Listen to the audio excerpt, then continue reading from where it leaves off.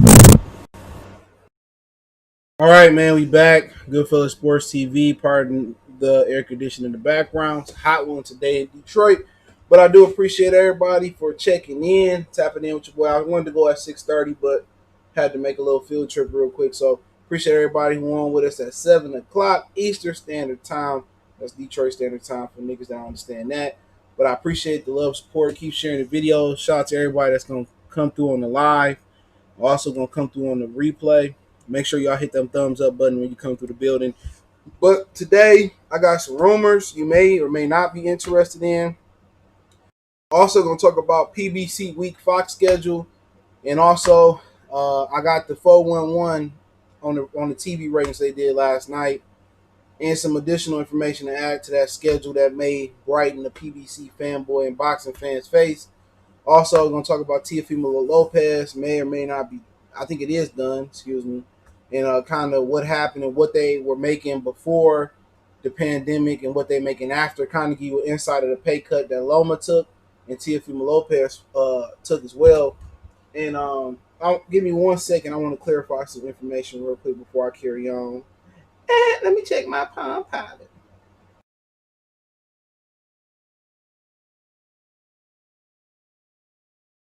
1 second. Mm, mm, mm. Uh,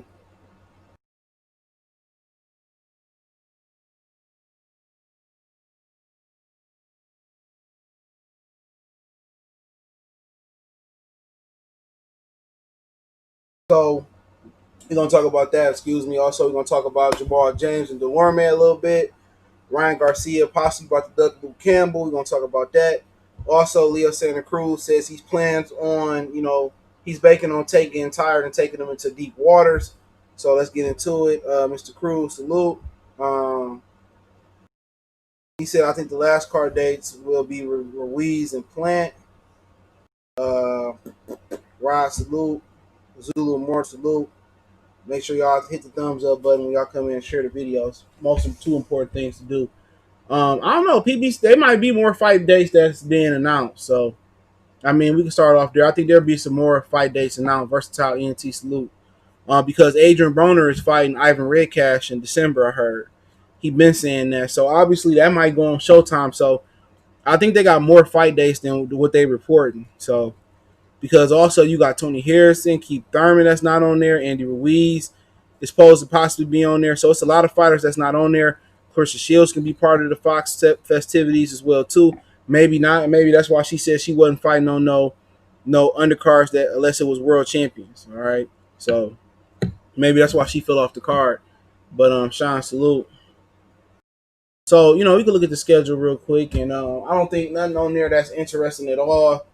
I mean, some people is arguing with me that Sean Porter deserved a tune-up. He fighting Sebastian Formella in the WBC title eliminator.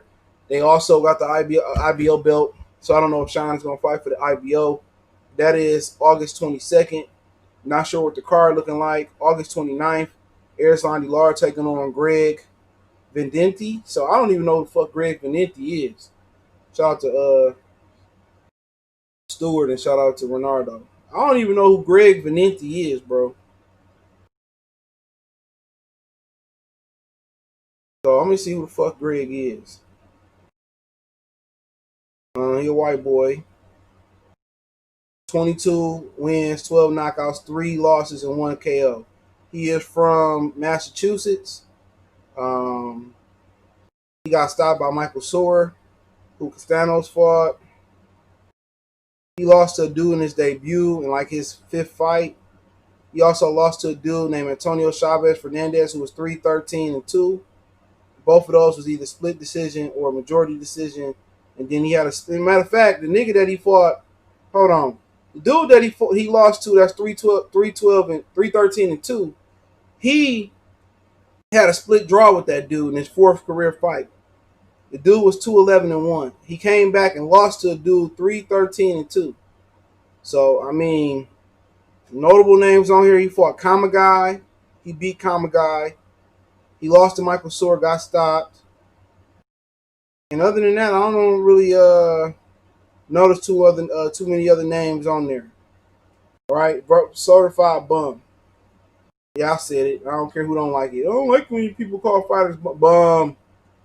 Bum bum bum ba-da-dum bum bum bum bum. And then you got Ugas versus Abel Ramos, which may be the best fight going out of the schedule. They got 2 other fight dates they got announced. I think they might have multiple fight dates, but I mean, I was expecting more from PBC. They were saying expect some surprises, but I read you what their response was.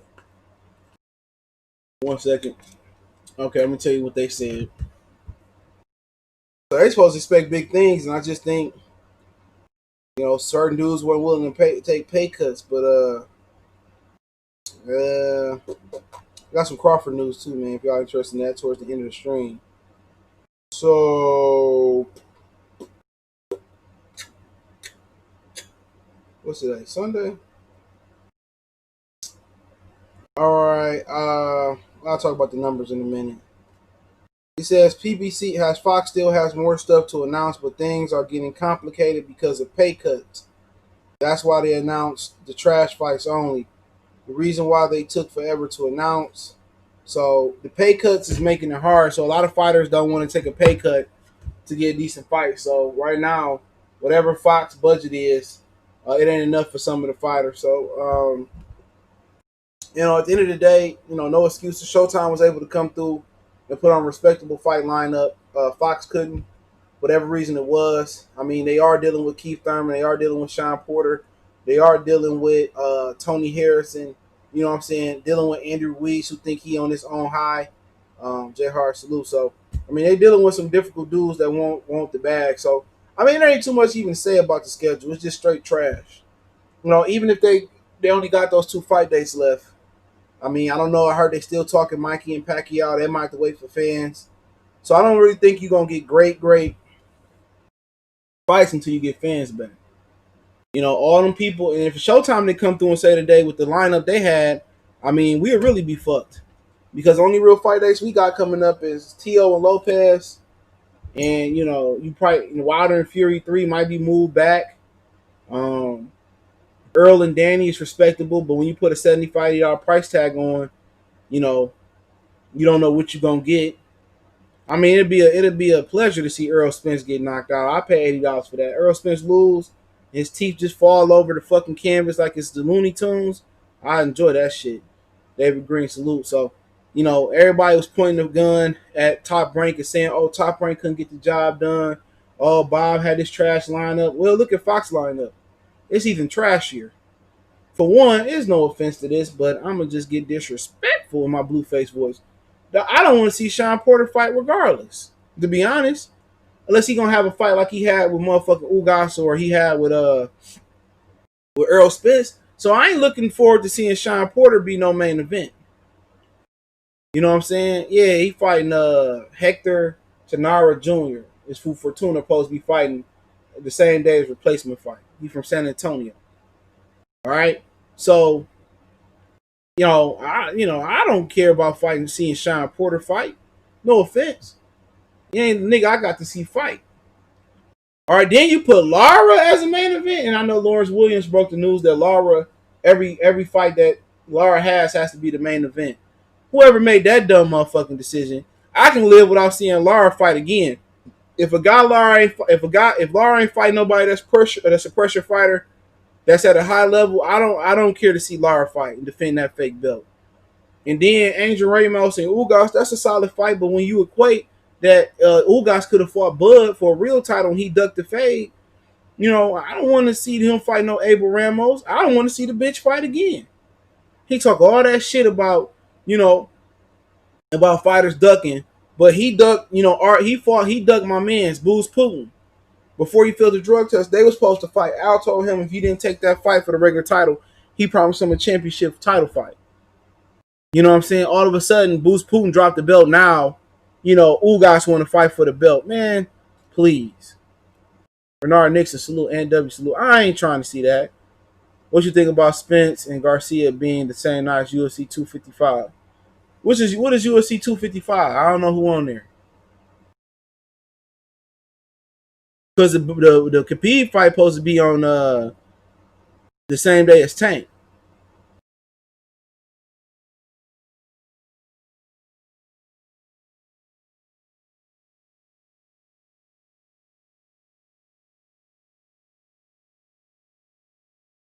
So I mean, Clinton salute. David Green, I see you. So at the end of the day, I mean, ain't nothing to look forward to. Postal and what's my man's name? Postal and Ramirez. That's a good fight. I think that's a winnable fight for Victor Postal, depending on how much he got left in the tank. Prime Postal beat Jose Ramirez easy. Prime in shape Postal beat the hell out of Jose Ramirez. So I mean, at the end of the day, I mean, who we really looking forward to? I mean, Crawford. I'm gonna talk about him towards the end. So if you listen and want to hear about Crawford, you might as well. I don't even know what's gonna be the time mark. Sometimes the subs will take you off topic, then you got to get back. You kind of get in where you fit in at. Lara has some classic fights, and I just said first pressure fighters, Mr. Jason Sosa. If he ain't fighting no upper echelon pressure fighter, I don't want to see him. Don't take my words out of context. I said if Lara's not fighting the upper echelon or an elite pressure fighter, I don't want to see that nigga fight. He fought Trout. Ugh. Violence Monterosian 1 was the most disgusting fight I ever seen. I can live without seeing Lara pity pat, roll, slide. I can live without it. He said, "Fit, I don't know who them motherfuckers is." He said 2 world title fights. I don't think Errol and Danny Garcia gonna happen regardless on that date. But I ain't here to talk about him. Schedule trash. All right, schedule trash. Well, I mean, let's keep it real. Let's keep it funky, bro. Do y'all think the undercards are gonna be good for these 3 fights? Real talk. Let's keep it real. All right, and then question 2 or question 1B is: do y'all think them 2 available fight dates they got? I mean, what could be the best case scenario to save them? We already know Andy Ruiz is probably gonna fight Ariola, Emmanuel Char. I can live without those fights. I'll take those fights. And Keith Thurman might be coming back as a tune-up. So you're not even getting no respectable free fights. Chief Red Claw salute. They could have just streamed this shit off Al Heyman phone and put it on the app. If you ain't gonna come with no real fights, man, man, come on, man. I ain't gonna lie. I ain't watched that whole Jamal James shit, man. I was at a party. I came in around the 8th round. I ain't even take that shit. I could just see how the fight went from what I seen. Not about to be watching no shine. Hey, my Saturday that boring unless we back on lockdown. Fuck that. I'll fire up the fire stick or something like that and watch a movie. Ruiz and Ortiz. Nah, Ruiz didn't want to fight Ortiz next. He didn't want to fight him next. Maybe you get Kanauki versus old boy again, Hellenius. They making Dillian White and fucking Alexander Povetkin look good. And then I tried to watch the FS1 fights, man. I don't know what happened. Man, I was out like a light switch last night. We had open bar. Shit. Man, I enjoyed myself. I ain't partied in a minute. Mark, salute. Benjamin Foe, salute. KD Trey, UK in the house, salute. Man, shit. I was getting drink after drink, back to back. But I ain't knocking them. I ain't gonna kick PBC while they down. I'm gonna stump them bitches while they down. Now I heard the TV ratings was terrible. Terrible, Kenny. Shaq, triple double, bacon cheeseburger, the Luther. I heard it was terrible. Powerful pound box champion, salute, channel. They said the ratings was terrible. Man, you heard Rayfield talking about it. They got the rate. It was terrible last night, Kenny. Terrible. Terrible. Jimmy the Cricket wouldn't even watch. Terrible. They say the numbers was terrible. It say PBC on Fox telecast numbers for yesterday. I heard they were pretty bad. So what's gonna be the excuse? Because this is a better platform. Pay-per-view. Povetkin and White pay-per-view there? Man, Eddie Hearn, man. I wouldn't buy that shit.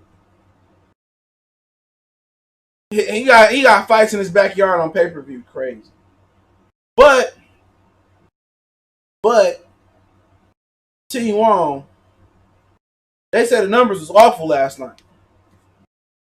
Awful. Now my source is good because Rayfield and I think it was Lance Pugmire was talking about it on Twitter how bad the numbers was.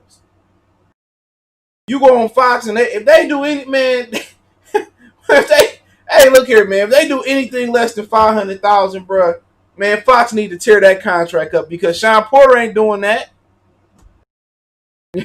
Laura definitely ain't gonna see Laura. Oh hell no, hell no, Laura. Woo! I'd rather wipe paint dry. You know, you go and look and you see Ugas and Ramos. I heard that might be a good stylistic matchup, but ain't none of these dudes about to do no numbers. It ain't that UFC. UFC got a better payroll. They can be cheaper and put great cards together and still make a lot of money. They fighters was getting pandemic money before the pandemic. Now they getting apocalypse money, nigga. When no apocalypse hazard pay. They getting apocalypse money now, my nigga. But at the end of the day, man, like my boy Rick Ross said, man, when they asked him why Trump should stay in office, gangster peace salute. He said sometimes you gotta destroy the bill, huh? He right. Sometimes you gotta destroy the bill. I was talking to somebody about Trump yesterday. Yeah, he an idiot. I still ain't voting. No matter who in office look, however they look, my life ain't never fucking changed. I don't give a shit. He's an idiot, but if I understand Biden is worse. Richie Centron said, I told people the PBC schedule was trash. I don't know how that shit was trash. But I do know how they saying that they couldn't finalize the fights. People wanted more money to fight. At the end of the day, people talking about I wait till fans come. I wait till fans come. Shit, we don't know when we're gonna be able to have a capacity crowd. That my cousin flexing with that unemployment out there in Vegas gambling. That's stupid, dog. Niggas out here getting life changing money and going to put. That's why I understand why they don't give black people reparations. Ain't nobody gonna pour no money into the economy. They gonna give it all to Gucci and all back to the casinos and Nike and shit.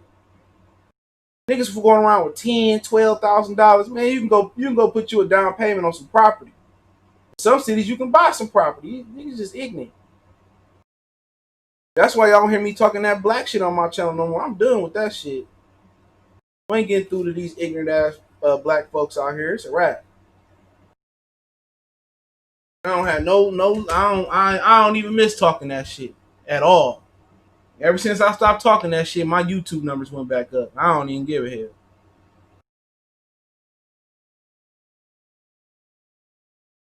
Never had to. Man. UFC got plenty of popular minority fighters besides McGregor. All other stars are minority. Khabib, Jones, Masvidal, Diaz, Cormier. They got the white dollar though. PBC needs to belly up on you dig. Al Heyman give too many people too many options. Mr. Cruz said my goal is to get some property in the next couple years and move out my hood. Exactly. Richie say PBC is sinking when they got the Charlos headline the pay-per-view. I'm gonna pay for that one. That's nice. Nice little setup. But they crowd noise was whack as hell last night. I heard some talks about Showtime going out a bit. Yeah, them talks been real for a while. Wouldn't that be some shit in a 12-month period of Viacom in Wilding Out and then in boxing? But it seemed like they ended for a nice little run right now. If they keep pulling 50,000 telecasts, they'll be out of boxing real quick. Premium television is dying anyway. That's why you see HBO creating HBO Max. HBO see the writing on the wall already. Ever since HBO got rid of boxing, I ain't had it though. All they had is that week old Never Neverland documentary, and I vowed never to watch HBO again. What HBO got? Game of Thrones going on. I never really got into that, but I give it a try. What else do they got? Seriously. They did all that money, talking all that shit, talking about, oh, we pulled boxing funds, we have more money for better shows. I ain't seen a good show or heard about a good show yet. That's why HBO created HBO Max. Don't be surprised if premium television go away altogether. Cable dying. Everybody cutting the cord. You know, YouTube got live cable. You know, you can get Sling. Now you can get prepaid cable. You can pick your channels as you want to pick them now. You know what I'm saying? So that's why everybody digitally going to an app. Showtime gonna get left behind too. Showtime gonna get left behind too. They might as well fire up a digital app for them. You know, that's where it's going. That's why Disney Plus created an app. That's why Hulu got in on the deal. That's what Netflix changed the game. And then that Fire Stick changed the game. Then Sling changed the game. And YouTube changed the game. You know what I'm saying? That's why the Zone came out with an app. The Zone came out prematurely. They should have probably waited another 5 to 10 years to bring that shit out. But everything is digitally going on apps. Only thing the cable companies got going for them at this point is just the internet. And they be charging $100 for mid-package internet, and that's crazy. So cable gonna be dying. So that's why the Zone was just a little bit premature in their plans. So they should have came out with an app about 5 to 10 years now. But I seen HBO got up the game. We can jump in there and do what we got to do. This, that, and the third. Yeah, cable do be charging too much. He said they got a black show coming out on HBO next Sunday. Matter of fact, yeah, I'll see what it's about. They should have bought the BMF story for 50. Money tight right now. I'm working 2 jobs to stay on top. Yeah, it's tight everywhere. You know what I'm saying? Shit. What you gonna do? And they want to keep digging in our pockets. And they talk about some NBA League Pass on the TV. For what? These little flaky ass games that don't make it on national TV. Man, they take motherfuckers for granted. They taking Infamous One salute. They taking I'll get to that in a minute. They taking the consumer's dollar for granted. PBC, talking about Danny and Errol pay-per-view. Man, I wish I would put $1 in them hoe ass niggas' pockets. Them 2 niggas, I never put $1 in their pocket until Errol step up and fight Bud. It's too late for Danny. Now Danny 5-6 years ago when he was at 40, I support Danny. I bought the Canelo. I chipped in on the Canelo and Floyd undercard just for the Danny fight. I ain't give a fuck about Canelo and Floyd. You know what I'm saying? But that's why NFL continue to reign supreme. NFL don't charge you a fucking dollar unless you out of market. That's why NFL gonna continue to reign supreme. You can go on CBS and you get the Red Zone package. Hold on, before I get back to boxing, you get the Red Zone package like part of a sports package for like $5. I had NFL Sunday Ticket at one point, and I was watching the Red Zone more than Ticket. So I get the NFL Sunday package for $5. I can watch my favorite team on Fox and CBS and ESPN. Nigga, I'm not spending a dime on Sunday, but on food. If that. That's why the NFL on top. Not just because they got a superior product. The product is starting to deteriorate due to all the rules and the concussions. They have the superior product because you don't have to spend a fucking dime. And then again, they got a good product on the field. The referees ain't always the stars of the National Football League. In basketball, the refs are the stars.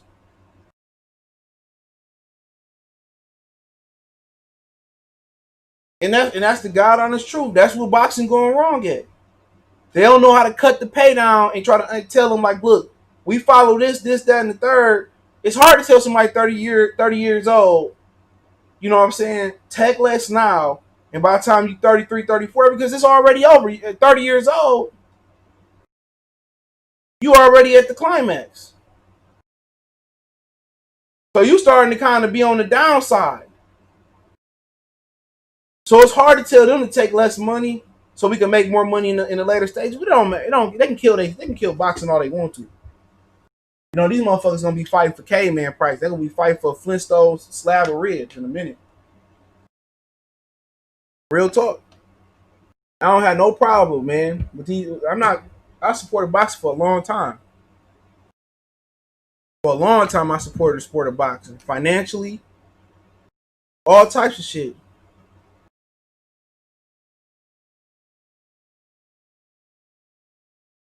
Hold on,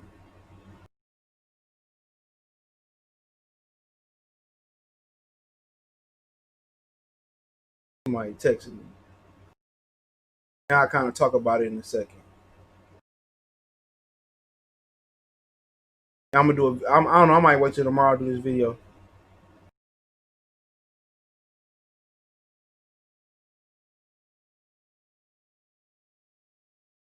Like, all right, let me talk about this for a minute. And you see this tomorrow. Heads up, we get to talk about we talk about Jamal James next. We keep it a PBC affair. Now I'm gonna read this off. So if you like college football, it says breaking news: hearing a strong traction that Penn State, Ohio State, Michigan, and Nebraska will join the Big 12 for the upcoming season. Now they talking about killing the Big 10 season. Now it's another rumor going around about college football, right? Now listen to this rumor. This is probably gonna be the greatest college football season you ever heard of if everybody stay healthy. Check this rumor out.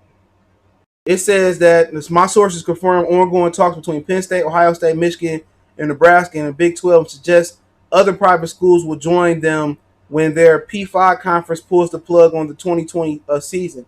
Notre Dame, Alabama, Georgia, USC, and BYU all involved in discussions, according to several Power 5 ADs. The new Big 12 plus 4 plus 5 conference, informally called the COVID-19, will split into an Eastern and Western division with Division Conference Championship and National Championship games the first 2 weeks of January. So there you go. So for anybody that care about college football, they creating a super fucking conference. So they might. So if you hear them pull the plug on the Big 12, the Big 10, the Pac 12, the SEC, you hear them pull the plug.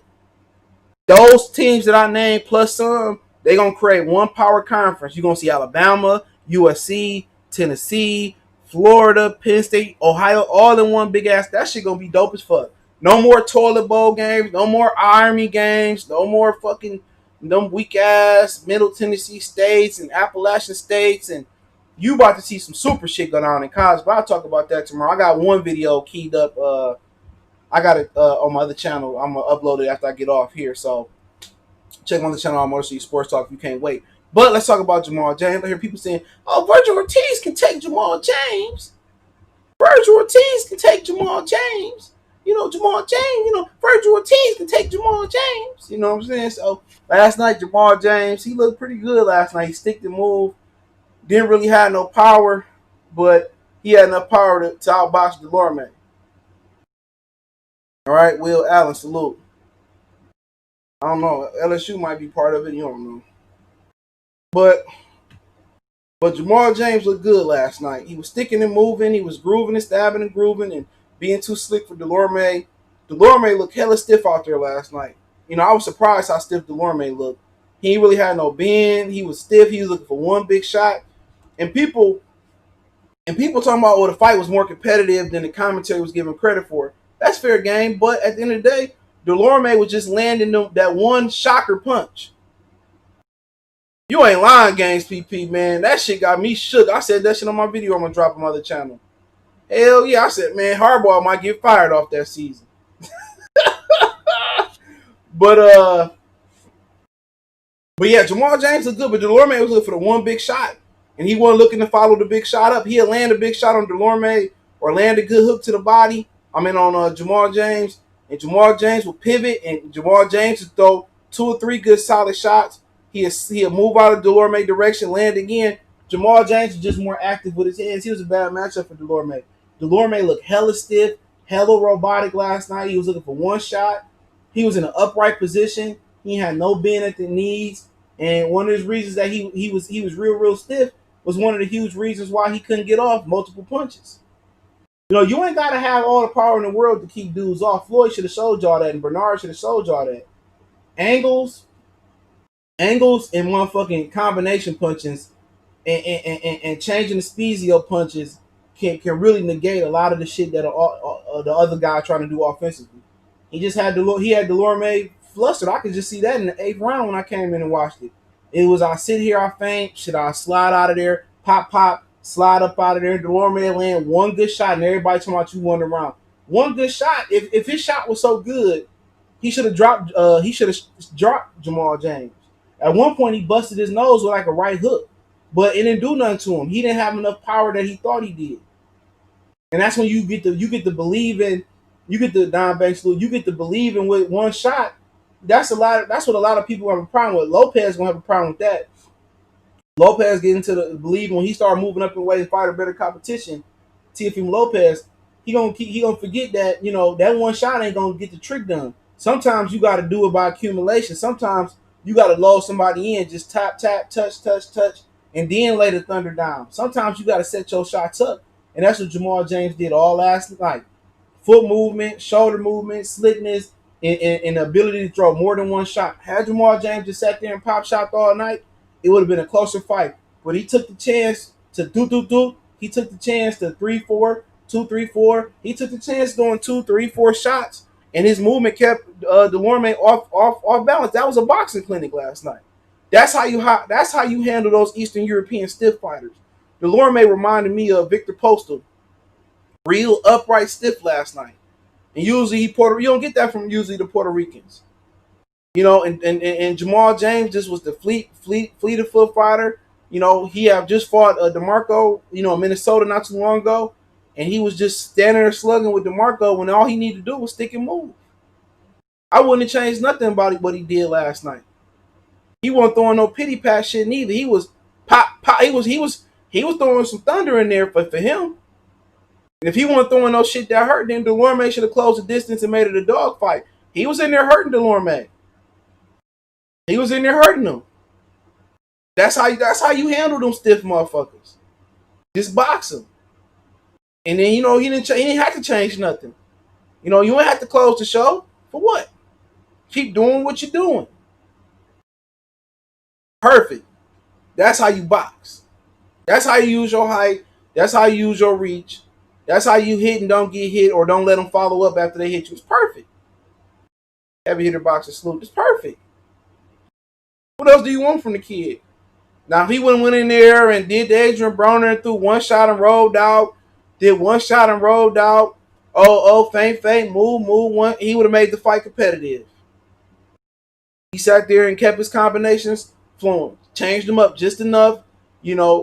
Perfect fight last night for him. Perfect fight. That's how you handle Thomas Delorme. Perfect fight. You can either go in there and look for an opening and drop him. You go outbox him. That's how you put a fucking film on. You show somebody. That's how you beat a dude like that. That's how you beat the Postals. That's how you beat the Golovkins of the world. Don't let them motherfuckers get off. They got to be set to throw. Same thing for Manny Pacquiao. If he called out Pacquiao, if he expected to get that fight, that's how you box Pacquiao. That's it. Keep that stick in his face and keep utilizing the ring. He can't cut the ring off. Dude, a lot of them foreign fighters can't cut the ring off on black fighters, bro. Or slick fighters. Can't cut the ring off. Canelo can't cut the fucking ring off. Golovkin, I thought, was one of the best at it, but he can't cut the ring off. That's how you beat them motherfuckers, man, because they can't. Postal, Golovkin, Canelo, Pacquiao, they got to be set to throw. That's what Floyd knew about fighting Pacquiao and fighting Canelo. They got to be set. As soon as they set their feet, all I got to do is throw a punch to make them reset, turn them, fire again. Or as soon as they set their feet, get out and move and make them reset again. It's simple. But if I stand in front of them guys and let them set and plant their feet and generate power, then I'm going to have a problem. But you keep them off balance. Sometimes you sit there like you about to engage, you feint, or you just sit there with them. As soon as they set their feet about to throw, you get out the way. You slip, step aside, make them reset, or you slip, step aside, and you throw the combinations they trying to turn back to you. Boxing one-on-one. That's it. That's how you handle them dudes. That's it. That's how you handle most of them dudes. Boxing one-on-one. Don't let them set. That's what Fury did. You know what I'm saying? It's boxing. Don't let these motherfuckers, these dudes that gotta set their feet. That's that most of the people that's great punchers. or most of the dudes that's really good punchers on in this era, they got to be set to throw with authority.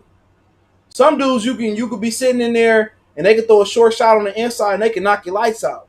Those are special punchers. Then you got some guys that want to keep you on the outside, keep you at the end of the punches. That's how they get power. But if you're able to get on the inside, the power is gone. That's Kovalev. Kovalev is a really good puncher when you keep him at the end of your shots. When he's able to control you at the end of that jab and that right hand, how he caught Ward coming in. Once Ward got on the inside and grounded Kovalev down, there was nothing else there left to do.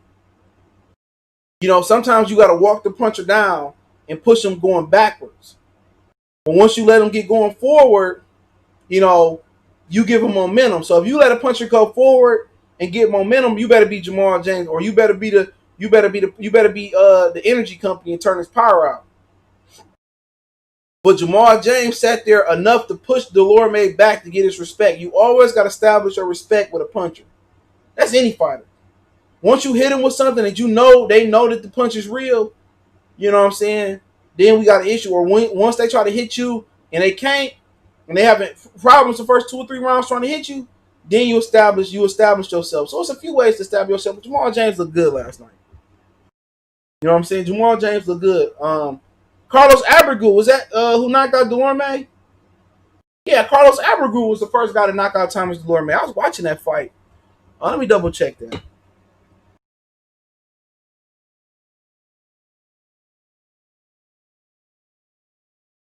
Hold on.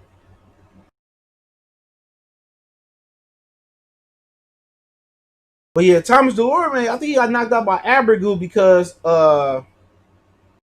I think Saddam Ali ended up beating Abregu down the line though. Don't quote me on that. I know Saddam Ali beat him because I watched that shit. But what? Yeah, he lost to Carlos Abregu back in 2012. He got stopped. That shit was at welterweight. Then he went down to 140 to try to rebuild his career. Hell yeah, Abregu parked that bitch. Yeah, I've seen that fight. And then he got parked by Saddam Ali. And then he fought one more time in 2016 and lost. Got TKO'd and never was seen again. Yeah, there was some good ass fights. He said Mike and Roy postponed. Oh, cool. What happened? Who got hurt? Thomas Delorme was drained at 40.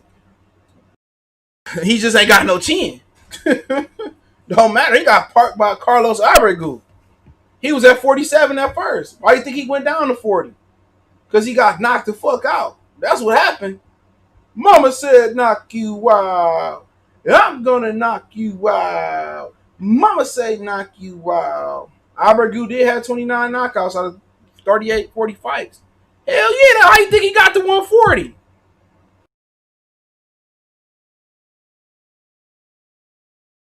How you think he got to 140? Shit, he got knocked the hell out. I remember that shit. They was pushing Thomas Delorme hard on HBO, bro. You know how they used to dick pull. They were pushing him hard. You thought this motherfucker was Miguel Cotto and Trinidad and Hector Camacho in one. You said it's happening November 28th. Ain't that the same day Errol fighting? Or is that a Sunday?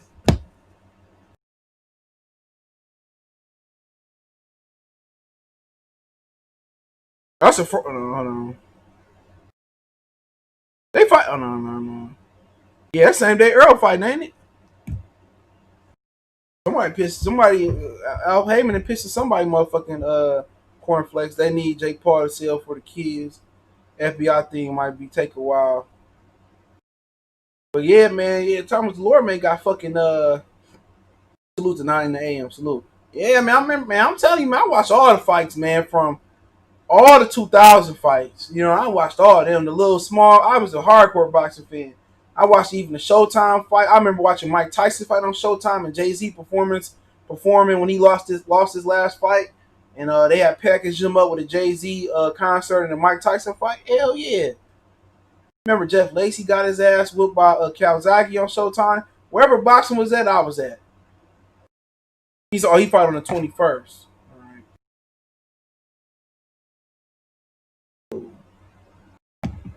Y'all was gonna if they fought on the same day as Earl, y'all was gonna make me buy Mike Tyson and Roy. Yeah, I'm probably gonna order Mike and Roy. I fuck with both of them. I ordered before I ordered Spence. Hell no, I ain't paying for no Spence and Danny Garcia Saul. If the movie theater open back up, I pay $20. But I ain't wearing no fucking mask the whole fight, though. I'll just stream that shit at the crib. Real talk. I'm paying for the Charlo card, though. That's a dope card. And Danny Roman gonna be on one of the undercards. Jamal fight in the daytime, Jamil fight at night. I don't know how the order gonna go. They probably unveil it, but back on Jamal James, who should he fight next? I mean, whoever. You can fight the winner, get his Ugas rematch on. If he get the Pacquiao fight because of the pandemic, I ain't mad at it. I support Jamal James getting a Pacquiao fight. Mikey need to tune up. Why not Jamal James and Mikey Garcia? You know what I'm saying? That'll kind of be an interesting fight. Because Mikey struggled with Spence length. I think Jamal James is just as long as Spence. He a little bit more slicker than Spence. Obviously, Spence is a powerhouse, so he got more thump coming behind him, and he a little bit more like he can control his height and reach. But Ugas already beat Jamal James. That'll be a rematch. Hooker on the wrong side of the street. But hold on, why not Jamal and motherfucking Mikey Garcia while he waiting on what's old boy name? Manny Pacquiao. If they can't get a deal done, I know they still in talks. They've been talking for a year. Well, he only got 70 inches in arm reach, so his arms ain't that long for a 6'2" guy. Why not fight Mikey Garcia? Why not? Oh, Virgil Ortiz. I mean, that's a good fight. Why not? Mikey too expensive for PBC. Yeah, I mean he made $7 million fighting old boy. Jamal James might make Mikey look bad for a while. Shit, he get in there and box like he did. Mikey only gonna throw 5-6 punches around. I mean, who else you got? Virgil Ortiz. That'd be an interesting fight. I'd like to see him have fought Ray Robinson. I really like to see him have fought Ray Robinson. That kind of gave me a gauge how you do with slick gangsters. But Jamal James been to gave Virgil Ortiz some problems early on. The way he stick and move, that type of style gonna tear Virgil Ortiz up. Too stiff. Robert Garcia ain't bringing no niggas in the camp. He a stone cold racist. We all knew that though. Robert Garcia ain't gonna. That's why them motherfucking fighters like Mikey Garcia struggle versus black fighters. If I'm a black fighter, I wouldn't even take Mikey Garcia sparring money. I ain't coming to no Garlic City, Oxnard. Crazy as hell. I'll never go spar at the Robert Garcia Boxing Academy after that bullshit. I would like, man, you go over there, man. Hell no, you ain't in the black fraternity. HVP said he ain't fighting nobody that stick and move Virgil Ortiz. So, like I said before, that style gonna tear Virgil Ortiz up. They ain't trying to do that. If you gonna fight that style, you might as well get paid and get beat up. Get Crawford beat you up. Yeah, Josito, a good fight that's a good fight. Yeah, young Mike. Yeah. He said Virgil should fight with Josito. I thought you were talking about Jamal James. Yeah, either one of them a good fight. Boots ain't fighting. Boots fighting on the Terrell Goucher undercard with Lubin. Boots ain't fighting nobody till he find a real promoter. Nah, Jamel fighting for 3 of all the belts. I'm talking about all the PBC belts, yeah. But yeah, Jamal James, he got some good matchups in that division. I mean, he want to stay busy. Average in a good matchup. AB ain't gonna move up and do shit. He ain't gonna move up and do shit at all. So let's look what we got at 47. And I can't wait till I get my setup right, man. I might be moving though, so it might take a while. So I'm gonna have a nice little setup for my videos now. I'm in makeshift right now. But you got Sean Porter, Danny Garcia, Ugas, Mikey, Keith, Qdaba Div, Qdoba, Average, Virgil Ortiz, Ozito, Lippies, Amir Khan, Kavalaskis, who fighting already, Josh Kelly, Ray Robinson, Alexis Rocha, Michael Fox, who lost last night, I heard. Beat Dulorme, Rashidi Ellis still out there, Boost Putin, Raza Batul, whatever his name is, he was top ranked. So there's a few fights out there for him, you know what I'm saying? But, why not fight Manny Pacquiao? Why not fight Manny Pacquiao? You know what I'm saying? If Broner wanted to come back to 47, why not fight Broner? Jamal James been putting in serious work. You know what I'm saying? I like to see him fight Virgil Ortiz if that's something they want to do, but I don't think they want to go to that danger zone.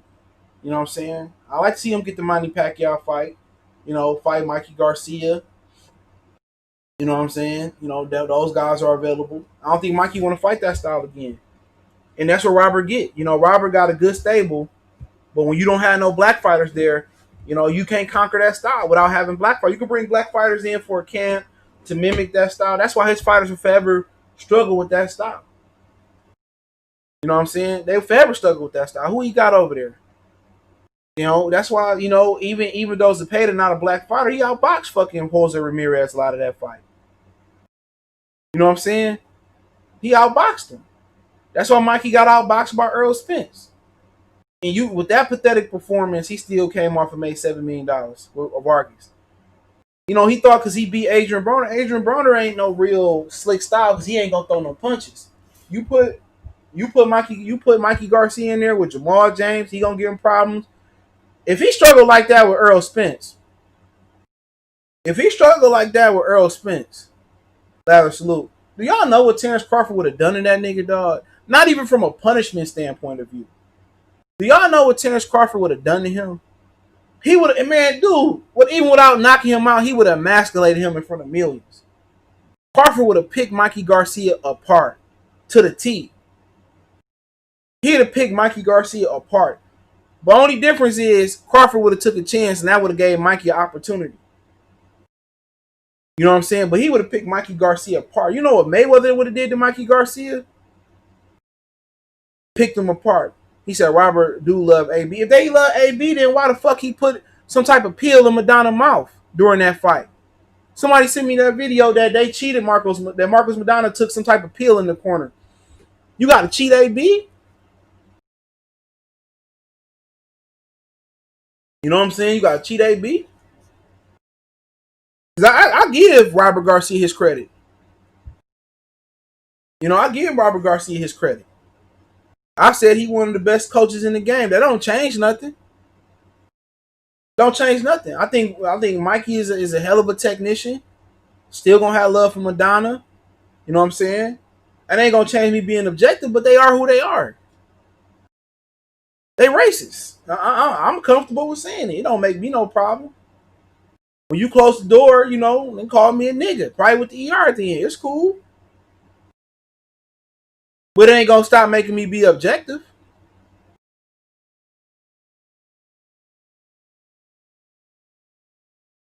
He said I agree, but Crawford will stay in the pocket. I might go to sleep. Man, I don't think he gonna let Mikey touch him. Mikey can't get inside that lane. He got longer arms than Errol Spence do. But if he definitely get hit, Mikey got that power to put you out. That's why Errol Spence was boxing. Not racist prejudice, man. Same to me, nigga. Same to me. It's the same to me. It ain't no fucking difference to me. You prejudice, you racist. You racist, you prejudice. Only difference is people try to say people who prejudice are ignorant to, you know, to ignorant why they prejudice, and racists know exactly why they racist. To me, it don't make no difference. He racist.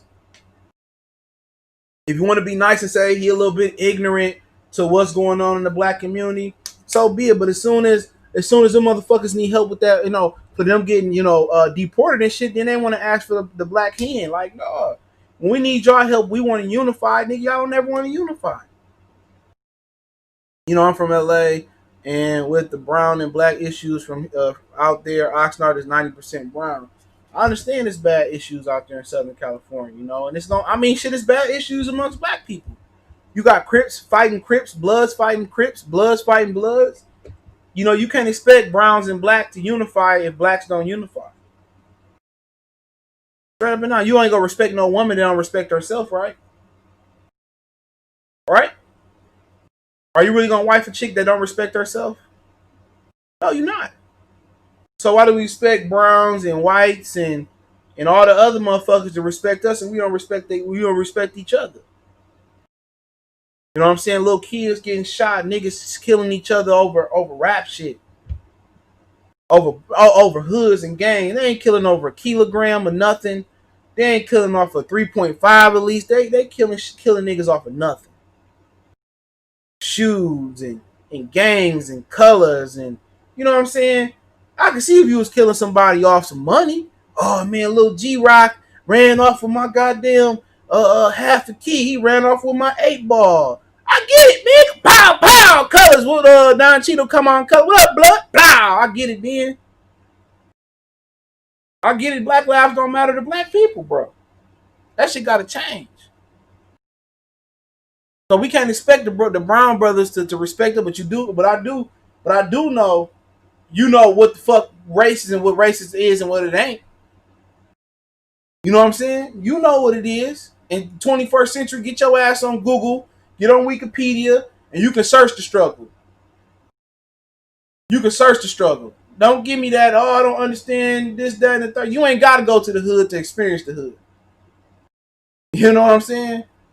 And I ain't gotta be picked up and pushed back to Mexico from my own land to understand what Mexicans going through. You feel what I'm saying? I'm able to sympathize with everybody because I understand the struggle. But everybody seems to understand every struggle but the black struggle. But that's their prerogative. He says no brown people in the law, only black and white. So when they call brown people come to America, they classify them as free whites. What do you think about Ishal Matapata? I don't know. He looked like he might do something. I don't know. Fuck, he fought last night. I ain't see shit but the motherfucking main event. Is that the little Triple G lookalike? But yeah, that's all I'm saying on that standpoint. But yeah, but for Jamal James, yeah, I like to see him fight Ivorian, uh shit, Ortiz would be cool, Virgil Ortiz, Victor Ortiz. I don't know what happened to Sammy Vasquez. He just melted in. Amir Khan. Amir Khan be a good fight for him. But I want to see him get the Pacquiao fight. Pacquiao looking for a tune-up. I think Jamal James been putting enough work in Minneapolis to get that work. And people say should he rematch Ugas?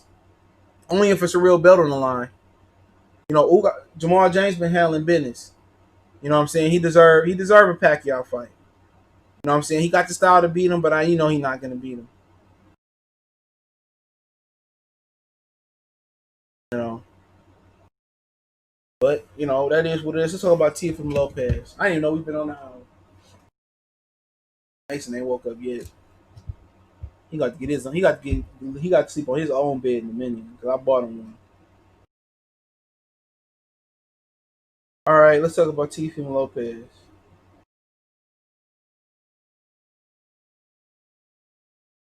Give me a minute.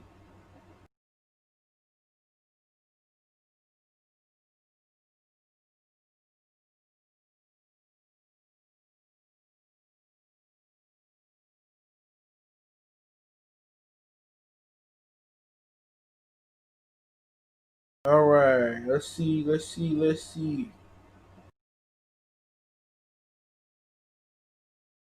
All right, let's get to it. All right, I'll say the profit information for later. Before the pandemic, Teofimo Lopez was supposed to get $3 million to fight Lomachenko, and they went down to 1.2. Now I heard he would get at least $2 million. Teo asked for $2 million and is willing to take a pay cut from. Hold on, he said Teo asked for $2 million, is willing to take a pay cut of $1 million. I don't know what that meant. Oh, okay, because he was willing to take a $1 million pay cut from 3. So he's willing to lose $1 million. So T.O. was supposed to get 3. You know what I'm saying? T.O. was supposed to get $3 million. So he took $1 million pay cut. Loma also took a pay cut. He was supposed to get 4 or 5, I heard. So Loma at least took almost $1 million pay cut, or almost $2 million a pay cut. So T.O. was getting $2 million. Loma still getting the 3.25. Teofimo Lopez original purse was at least supposed to be $3 million for Lomachenko. Lomachenko purse was anywhere between 4 to 5, so he cut it down to 3.25, so $3 million and a quarter. And Teo is now getting. Sound like he got what, $800,000 pay raise from the 1.2, but he was supposed to make $3 million, and Loma was supposed to make 4 or 5. So, he was taking a hell of a pay cut, over half. They wasn't even a full. They cut his shit more than half. So Now we in a position where I heard the fight might be announced Monday. Don't quote me on that, but I heard it's done. Zepeda and Barashnik is also may be the co-main event. So I'm not sure exactly where the venue was at, but also he heard that Campbell got more than 1.2. Well, here go the full spiel right here. You ain't get this nowhere else. Remember who told you Ryan and Luke was going to purse bid? Remember who told you Hector Tenara Jr. was probably gonna step in to fight Javier Fortuna? So I'm right most of the time. So T.O. was upset at the offer because Campbell got more when he fought Loma. Also, they might move the fight 2 more weeks, but I'm for sure it's done for October 3rd. Okay, so they might move the fight back 2 more weeks, but it's done for October 3rd. I heard Campbell had more than 1.2. So at the end of the day, Teofimo Lopez. See, you don't know the whole story, and people blaming T.O. when we got mad at T.O. But T.O. was already committed to the fight. Loma has an interview saying that the fight was already done, and apparently they got it done. So now T.O. will get $2 million. Sound like he get an 800,000 pay raise from the 1.2, but he was originally supposed to get 3. Loma was originally supposed to get 4 to 5. He took $1 million, almost $2 million pay cut, depending on how you look at it, what the real offer was. So, I mean, I'm glad they got the fight done. Who was the fighter that got COVID? I'm not sure who you're talking about. But you're talking about Jorge Linares. I'm happy they got the fight done. So the announcement could come tomorrow. They funny about them things. It could come later. I'm pretty sure if they do the announcements that most of the boxing press are already pretty much, they're going to get those notifications tonight. They probably do a media call or a Zoom call or something like that tomorrow. So, I'm kind of bringing y'all information that, may come out later on after the fight or during the fight. But T.O. definitely got a pay raise. I don't think he was seriously ready to opt out the fight, from what I understand. He just wanted some more money. He took more than a 50% pay cut. So, I mean, I'm looking forward to the fight. Jorge Linares. Hold on, he said California State Athletic Commission Andy Foster told reporters that Tyson and Jones would be nothing more than a hard sparring. Oh yeah, I heard that. Shout out to Vince. But at the end of the day, they made the fight happen. You know what I'm saying? You hear Linares saying that Teofimo Lopez don't have a ring IQ, and that might be accurate. I don't think that's accurate. You might say he don't have experience, but not having a ring IQ. What's so crazy about it for me is you got a guy saying a young guy don't have a ring IQ, but this is a dude who knocked Lomachenko down in Linares and didn't have the presence of mind to go to the body. So who the fuck don't have a ring IQ? Right? This motherfucker talking about, oh, this dude, man, you lost to Sergio Thompson, bro. You got knocked out, but get out of here. I ain't trying to hear Linares talk no shit, man. That motherfucker been a glorified bum for so long, bro. He been coming on my channel. Oh, Linares pound for pound. Where? Where's Linares pound for pound? Do you understand his resume? Come on, man.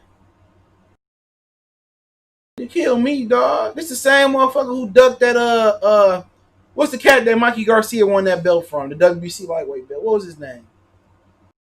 Ah, man. He ducked this dude, man. And the motherfuckers don't talk about that. He ducked this dude. I'm gonna tell you his name. He just got knocked out in Queens a couple years ago after he fought Mikey. Little motherfucker that Mikey beat. I'm gonna pull his name up. Denchinian, yeah, Denchinian. That's how motherfucker. That's why Ryan Garcia. That's why Linares ain't got the WBC belt, because he ducked the fade and Mikey jumped in and took that fight. Now, I'm not saying Teofimo Lopez gonna go in there and dominate, and what Linares saying it will be or ain't gonna be true. But don't talk about ring IQ when you could have went to the body and didn't. He said, "No, Linares elite where?" Shout out to Angelo Rivera Sr. Linares ain't elite nowhere. Elite fighters don't lose to Antonio DeMarco, Sergio Thompson. You know what I'm saying? Elite fighters don't duck Denchinian. Let's get that right. Linares is man. He is nowhere near elite. He get knocked out, run to China or to Asia, and then man, shit. They put him in the Hall of Fame. Just blow the Hall of Fame up.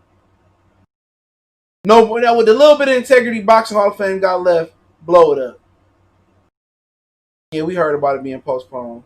Somebody just talked about it.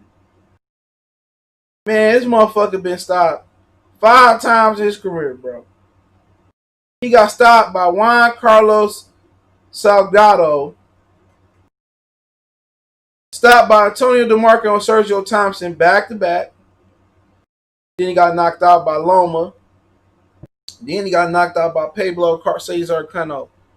Man, B minus, my motherfucker's a C fighter. If this was the one belt era, Linares would be he'll barely be inside the top 15 as a competitor. He might not even crack the top 15, bro. If this was a one belt era, shit, a 2 belt era, he'd never hold a title. You can say that about a lot of guys, though. Excuse me. You can say that about a lot of guys. You know? He said UFC working on booking Anthony Pettis versus Anderson. Man, Anderson Silver sit his old ass down right next to that other old motherfucker. What's the other old dude name that fought that Russian? They just fought that Russian on the Nigerian NyQuil undercard with a Macedon. Can't remember the dude's name. He ain't no B level fighter, bro. That motherfucker's a C fighter, bro. He's a C fighter. See, A level fighters, you got to get this understood. That's Marvin, that's Floyd, plus few A plus dudes in there. You know what I'm saying? That's prime Mike Tyson. You know what I'm saying? Lennox Lewis, Sugar Ray Leonard, Sugar Ray, them A fighters. So you telling me that Linares is a B minus fighter in that gap? Yeah, Usman. They call him Nigerian NyQuil. Hell no, he's C fighter in the grand scheme. If you want to call him a B fighter today, go ahead. But in my grand scheme, on my GOAT scale, motherfucker, barely average. He barely passed my course. He almost a D plus. He barely passed my course. Barely passed my good. Okay, fine. He been a good contender back in the day. Barely passed my course. Because then when you say them the A plus fighters, then what about the B guys, the B plus guys? Maybe Terry Norris, Julian Jackson. Maybe you B plus Paul Williams, Cotto B plus type of guy. You know what I'm saying? So I mean, you really got to watch how you grade your skill because there has to be a gap between Ray Leonard, Duran, Ali, Robinson, Mayweather, Armstrong, and then it got to be a gap there as them elite A plus Roys in the world and Tysons. Then it got to be that A gap. You know what I'm saying? It got to be guys like maybe Bernard, James Toney, Riddick Bowe, still A guys, but they're not elite list A guys. Then you go to the B plus side of things. You might say Calzaghe, you know what I'm saying? Sergio Martinez. So I mean, you really got to watch how you listen these fighters, bro. And I'm not thinking like today's scale. You want to get great on a scale on a curve. I'm cool with it. There's gaps between that. I'm grading on the same scale that I always grade on, the all-time grade scale. I can't say you can't say you could say Loma is an A and Floyd is an A. That ain't the same type of A. You put Loma on the grand scheme of things, B minus maybe. So I grade on a strict scale. Ain't no curving, ain't no extra credit, ain't no, hell no. I'm grading on a hard GOAT scale. You got A plus, your A fighters, your B plus, your B fighters, your B minus, your C plus, your C fighters, and everything after that is, you know what I'm saying, it is what it is. If you, like I said, low blow check, you want to grade on the scale, that's what you can do. I'm grading on the same scale. If I graded these niggas on 1998, I grade the same scale as 98, 88, 78, 68, it's 2008, it's 2020.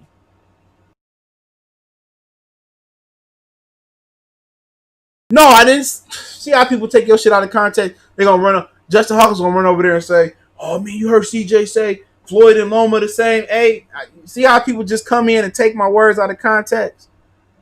I just said you can't say Loma's an A and Floyd is the same A. You grading Loma on a curve. For this era, I'm not curving nothing. I ain't curving nothing. I grade on the same hard ass scale as 2098, 2018, and 2020. It's my opinion. It's an opinionated sport. You know, Floyd is an A plus. Then you got your A's, your Bernards, your Wards, guys like that. And then Kovalev, B fighter. You know what I'm saying? Golovkin, he a T fighter. It's trash. Oh, he said, no, I said they're not on the same level. Read the rest. He said, no, they're not on the same level. Read the message. I'm agree. Okay, it seemed like you said you definitely not keep it 100. Reread your own message. I know I read it right. He said, I'm definitely not keeping it 100. So, how I'm supposed to feel? Fair judges? Martinez beat the shit out of Canelo ass. Too much foot movement, too much fame. He want to see now. Right now, Canelo blow him out the water with his one-legged ass. Martinez is one of my all-time favorite fighters. Even when they were starting, he may be gay. I ain't give a fuck. He could be gay all he want to. Still one of my favorite fighters. Shit. He said you took it wrong. I ain't take it wrong. I'm gonna tell you exactly what he said. Look, he said you definitely not. You keep it 100. What is that? It sounds like you definitely not keeping it 100. That's how I took it. Shit. But we agree to disagree on that. You ain't gonna lie, you gonna read the cards. Ward is elite. You ain't lost since 12. Man, he ain't on my A plus list. He's still elite. He on the A team. He ain't on the A plus team. Now you got it right. All right, that's proper. Andre Ward on the A. Look here, man. You talking about the A? Like you want to say he an A plus 68 pounder? Cool. In the grand scheme of things, there's some light heavyweights that beat the fuck out of Andre Ward. Michael Spinks, one of the greatest light heavyweights of all time. Michael Morton put his power out. You know what I'm saying? I'm just saying. I think he an A-level type of guy. This is my opinion. My opinion on that. He's still A. Shit, he's still passing. He's still going to Harvard, Oxford, Stanford. He's still going to GOAT University. But Andre Ward didn't do enough to kind of separate himself to be with Duran and to be with Ray and be with Leonard and be with Floyd. He just didn't do enough. This is my personal opinion. Great fighter, though. Last one to win the gold medal. American male to win the gold medal. I don't want to offend Clarissa Shields. Yeah, nigga. I want a gold medal, too. I want a gold medal. I didn't want to offend her, get on her bad side. But Ward was better at 68. Well, shit, can he beat Roy? Hey, would he beat Tony? Come on, man. I keep going on and on. I don't know. He probably beat Tony at 68, though. Tony he wasn't distant. I could see him being maybe right there. He said Kovalev beat him the first time. I don't know. It's debatable. Oh, good. I don't care. Shit, you just described? Damn. Fucked up. And he put a muscle on there, too. Like, nigga, yeah, I hit the dislike, the unlike button. What about B? He an A. He ain't in my elite level list. I'm a huge fan.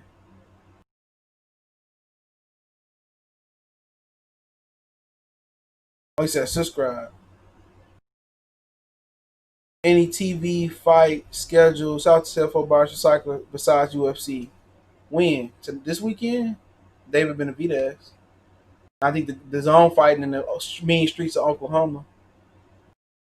Let me get back on code. So we got that out there about Teofimo Lopez. So Lopez got $2 million now. They saying in Loma, it took almost a $2 million pay cut to get 3.25. So before the pandemic, T.O. was getting $3 million. That's a great payday. Loma was getting around 4 or 5. So we move on from that.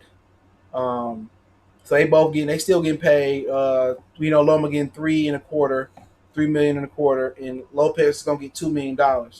So I heard the fight might be announced tomorrow, but shit changes. All right, we talked about Jamal James, talk about Ryan Garcia, and then we talk about Tank Davis, and I'll take questions, and I'll read these Crawford rumors at the end. All right, but yeah, Ryan Garcia, I told you dudes that was going to purse bid before they even reported it. I don't know why people don't put no respect on my name.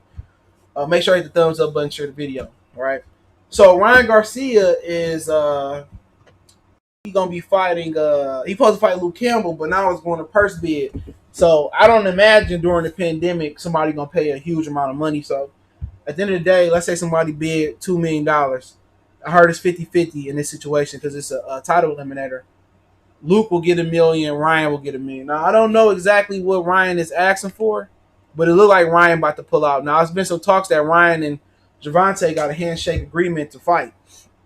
So I don't know if they're gonna unveil the zone pay-per-view or they're gonna do it on PBC pay-per-view Showtime. But right now, Ryan Garcia, I heard he asked, what did I say, $2 million to fight Jorge Linares or some shit like that. I said I can't remember so long ago. So it looked like Ryan gonna pull out.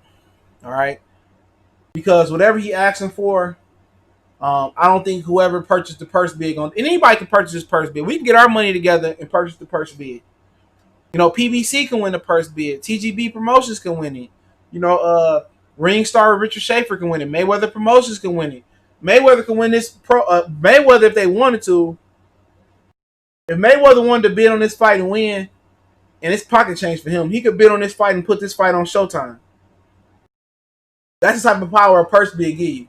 Now, Ryan and Luke can walk away and say, well, I want to be a part of the fight.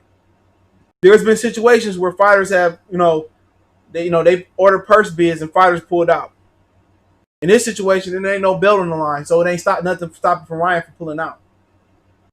So it's looking like unless they come to an agreement before the purse bid, they can come to agreement a minute before the purse bid or whatever it is.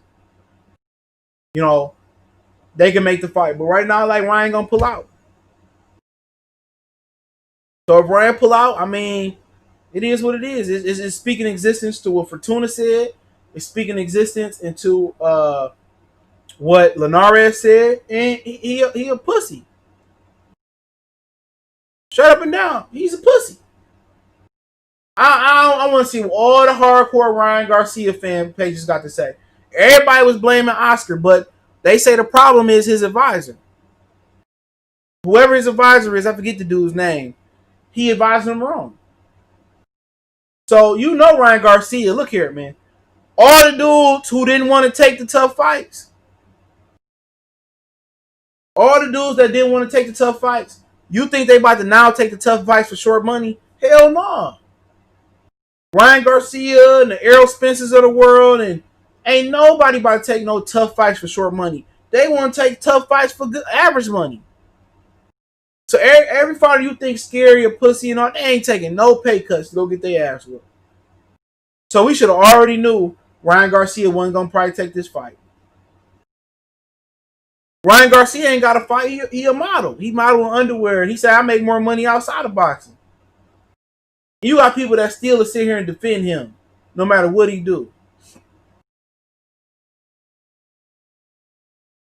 Advisor told him Instagram followers buy fight tickets. Ain't going to be no fight tickets sold for this fight. If I was saying I wouldn't fight Ryan if he pulls out. Straight up and down. But who he going to fight? Gamboa rematch? He ain't going to fight Devin Haney. Figured they would be getting in the cuz money getting low. They ain't getting no money. Whatever they offering, they offering. The zone ain't coming in. They won't even get Callum Smith an extra $1 million. So if they ain't got $1 million to give, they definitely ain't got it for Canelo. They definitely got $1 million to give to him. And the Golden Boy ain't got no money. Golden Boy broke as a joke. Any purse bids that you thought that was unfair, fishy? Yeah, I don't even remember them, though. I hear about them. You know, I don't even remember them. If he make more money outside of boxing, he is in the wrong game league. He a prospect. He only making what, 100,000, 300,000, 400,000 a fight. So shit. So whatever he making outside of boxing, it must be good. Shit, he might not be in the wrong sport. He probably make more money than most boxers. He a prospect with a Ferrari or a Lamborghini, whatever they driving. Shit, he eating good. Nice house. If I'm driving a Ferrari and I'm a prospect, why the fuck I'm trying to be? Why I'm trying to take any risks? In a minute, Loma and Tio gonna fight. They one gonna move down, one gonna move up. I can give me a free belt. General Appendix, salute. I ain't mad at his strategy at all. He said his own got the 135W intern belt coming soon. No, Tank fighting. Oh, you talking intern belt, man? Probably so. Tank fight defending his regular belt versus Leo, and Leo defending his super featherweight title. But we all knew Ryan wasn't about that life. People sit online and they go to war to you about Ryan Garcia. If you pull out this fight, I don't want to hear nothing else. Oh, y'all hating on Ryan and Ryan, man, I ain't trying to hear nothing else about Ryan Garcia. I ain't gonna, even if Ryan Garcia go in there and motherfucking fight motherfucking Goliath himself, I ain't gonna believe until he in the ring, until he in the Lions Den. Straight up and down, I ain't believing nothing that Ryan Garcia say, man. And people talking about he like Amir Khan and shit, and I'm like, yeah, I mean, Amir Khan will fight your ass. He get knocked out and get amnesia.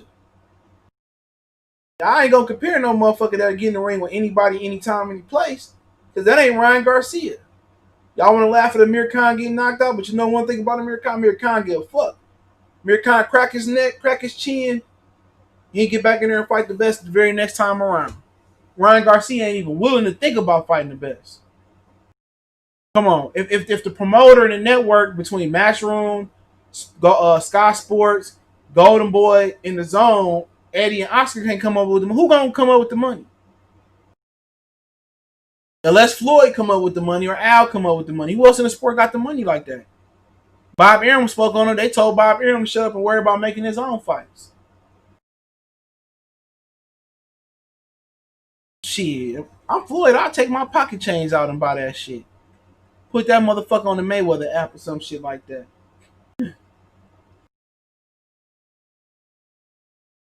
Real talk. Shit, I was picking Ryan. I was rolling with Ryan Garcia for this fight. For real talk, I was rolling with Ryan. I thought Ryan was gonna go in there and do a number on stiff ass Luke Campbell, but most people saying that as soon as Ryan get caught, you going to sleep. I was pulling for him, you know what I'm saying? But if he ain't ready, he ain't ready. If you ain't willing to take a risk in a pandemic for short money, shit, just sit on the bench till we get till everything get right. You might be sitting on the bench for a year. You might be sitting on the bench for a few months. You might be sitting on the bench for 2 years. Nobody know when this shit gonna be over with. Real talk. Real talk. And that just show you what the spoiled brats in boxing like.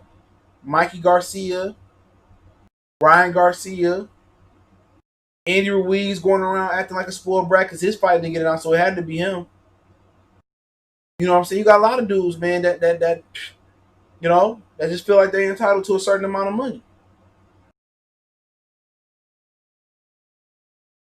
No, Luke got more than 300,000. Luke got over $1 million. We just talked about that. Tank training in camp with Xavier Martinez, who's also signed with TMT. Soon enough, everyone will know who he is. I think we may do this the real deal. Ryan is the Odell of boxing. That's a great analogy. Can't stand Odell Beckham fruity ass. Ryan can also be a 130 35 WA champ, 2-time title. Ryan Garcia, bro, need to get this fight done, man, and we can get in there with Tank and get put to sleep. You do all this talking, Ryan. Oh yeah, I'm the future of the sport, and I deserve this, that, and that. Man, look here, man. Yeah, I don't know one person on earth who ain't the back of their mind see if once Ryan step up, he going to sleep. It's different from the amateurs. Ain't no headgear on. But hey, Ryan Garcia never took a real punch. That's facts. You can say that about all them niggas. All the young guys who really went in there and took some real punishment.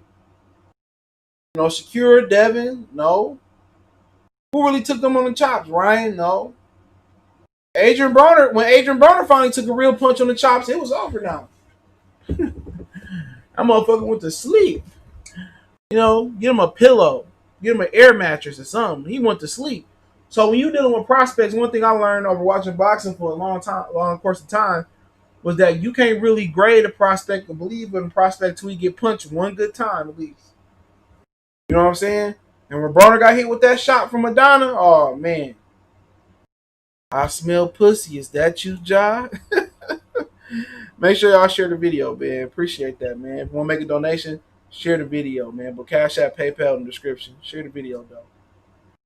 He said, don't you feel that you are entitled to a certain amount of money when you're risking your life? One punch, you could change everything. Should everybody risking their life, man? You go to work one day and the machine fucking malfunctioning and blow up. You walk outside to go, turn the sprinklers on. You might end up getting, shot up, depending on where you live at, ate by a barracuda or something like that. I don't know. Shit, I give a fuck less. I ain't worried about the financial side. I ain't go to school to be no accountant. Everybody take a risk every day when you get in your car and drive on the freeway. Everybody taking a risk. People don't look at it like that. Stop and get gas in the middle of the night. That's a risk. Even these big 6'8" niggas playing on the basketball court taking a risk. Anything can happen. So at the end of the day, I'm tired of these dudes begging, oh man, I'm risking my life. So was Sugar Ray Robinson, so was Sugar Ray Leonard, so was Henry Armstrong, so was Muhammad Ali. All them motherfuckers had to work their way up. Some of these dudes had, 40, 50, 70, 100 fights before they got a title shot. You know what the profession is? I ain't knocking you. If you want to hold out till you get proper money, so be it. I don't care. If Ryan Garcia fight or don't fight, I can care less. I can care less. I didn't tell him to pick that profession. Shit, motherfuckers that know they good, they ain't at this stage of the boxing, they ain't worried about getting put to sleep by no Luke Campbell. For fighters that know they good, they know they the hot shit. Floyd was destroying motherfuckers on this level. You hear Floyd crying about money? He was destroying dudes. Pacquiao was fighting for food, bridge card food. Pacquiao was fighting for a little bit of nothing. And now these entitled little fucking brats, they feel like they entitled to a little bit of money. They ain't got to work their way up, and that's gonna hurt them in the long run. They hunger gonna be gone by the time they even make real moves in boxing.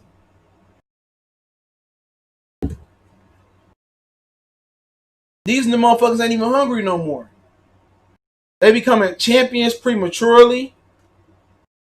They getting millions prematurely.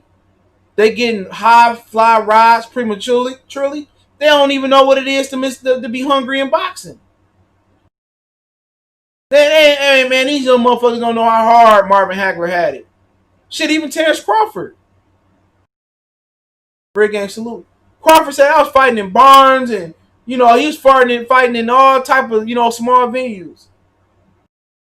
Who really got that? All these motherfuckers, they ain't even bring a gold medal to the table. Only guy that brought a silver was Shakur. And that's understandable. When you bring a gold medal to the table, you should get the red carpet treatment. These dudes ain't even gonna be hungry no more. You got prospects that got $1 million in their pocket. You know what I'm saying? They ain't did shit in the Olympics.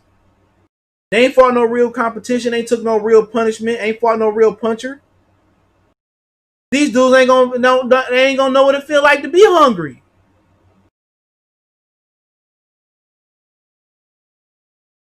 They don't know what it feel like to be hungry no more, bro. By the time Ryan, if he make it long enough, and him and Shakur and them niggas is 26, 27, if they really ain't got that ambition to be the best no more, and they true ambition is to take their folks out of the bad neighborhoods or get money in their pocket and be able to, mess with any girl and all that superficial shit, the jewelry, a lot of them dudes ain't gonna go far. They ain't gonna go far. You notice Adrian Broner had that fire in his belly when he got out of jail. And as soon as he started making some real money with Al and Golden Boy, that fire went out real quick. He wanted to be a celebrity, and once he established himself as a celebrity, his boxing career was going downhill from there. And a real hunger and real dedication to the game is Floyd. You know what I'm saying? Not Prince Nazim gaining 1,000 pounds and motherfuckers leave boxing and get fat. Floyd still dedicated. That's addiction. That's addiction. He addicted to the game. It's beyond dedication. It's beyond a marriage. That's an addiction to boxing. No matter how much money he got, no matter how many women he got, how many cars he got, that motherfucker still in the gym, staying in shape, punching. That's all he know. Floyd gonna be an old 80-year-old man still punching, still going to the gym, still training for Eddie Mustafa Muhammad to still be around. That's addiction. For Ronnie Shields to still be around as many years. Ishmael Salas to be around. Pedro Diaz to be around. Andre Rozier. For real boxing coaches to be around and chase these niggas in the streets, and the Freddie Roaches, the Robert Garcias, the Joel Diaz's, you know what I'm saying? All the fighters, man. All the fighter trainers, the Jonathan Bankses, the Sugar Hills, the Mark Breland, to be still doing this shit, that's got to be dedication to the game. It's got to be an addiction to the game. To the Mike McCullum to sit in these hot, sweaty gyms during COVID and watch Devin Haney spar and get these young niggas advice, that's dedication to the game. That's an addiction. How many of these young niggas gonna say they had an addiction to boxing? A lot of these motherfuckers gonna peak out, have an Adrian Broner moment, and you gonna forget about who they was. Because they starting early. It's a reason why a lot of the champions stay in the amateurs and they turn pro at 21, 22, 23. They mastered their craft. A lot of these niggas ain't mastered their craft. And they getting their dreams. They getting their dreams before they get their nightmares. You know what I'm saying? That might went over some niggas' heads. See, your nightmares is when you grind through the amateurs and you scared you might not make it. You scared you might not be a world champion. A lot of these motherfuckers getting their dreams for their nightmare. They living their dream right now. But this is what happened when you cut corners in the process. A lot of these dudes who cut corners in the process, John Lee said F boxing, I became L. So Mikey Garcia passed the police academy too. A lot of motherfuckers don't know. His dad made him go to the police academy, so boxing didn't work out. He had a career. A lot of people didn't know about Mikey. So what Mikey done, Mikey go have a career as a cop in Oxnard. They're smart.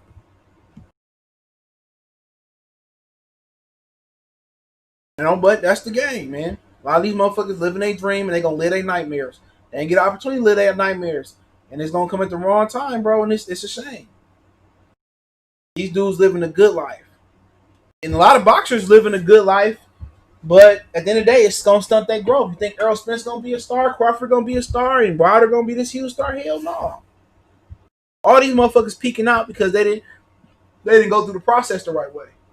Ain't gonna be another Floyd or Oscar De La Hoya for a long time. Real talk. It ain't gonna be them niggas in a long time because a lot of the dudes cut corners. They getting paid enough. They happy what they getting paid. They not suffering now. They not fighting on free TV for short money, building their brands up. If you're really good, you're gonna be good and however you're gonna do it. Fighting on free TV. Floyd was saying, hey man, they said they only got 10,000 for me. I'll take it. He was fighting every time he get a chance to fight.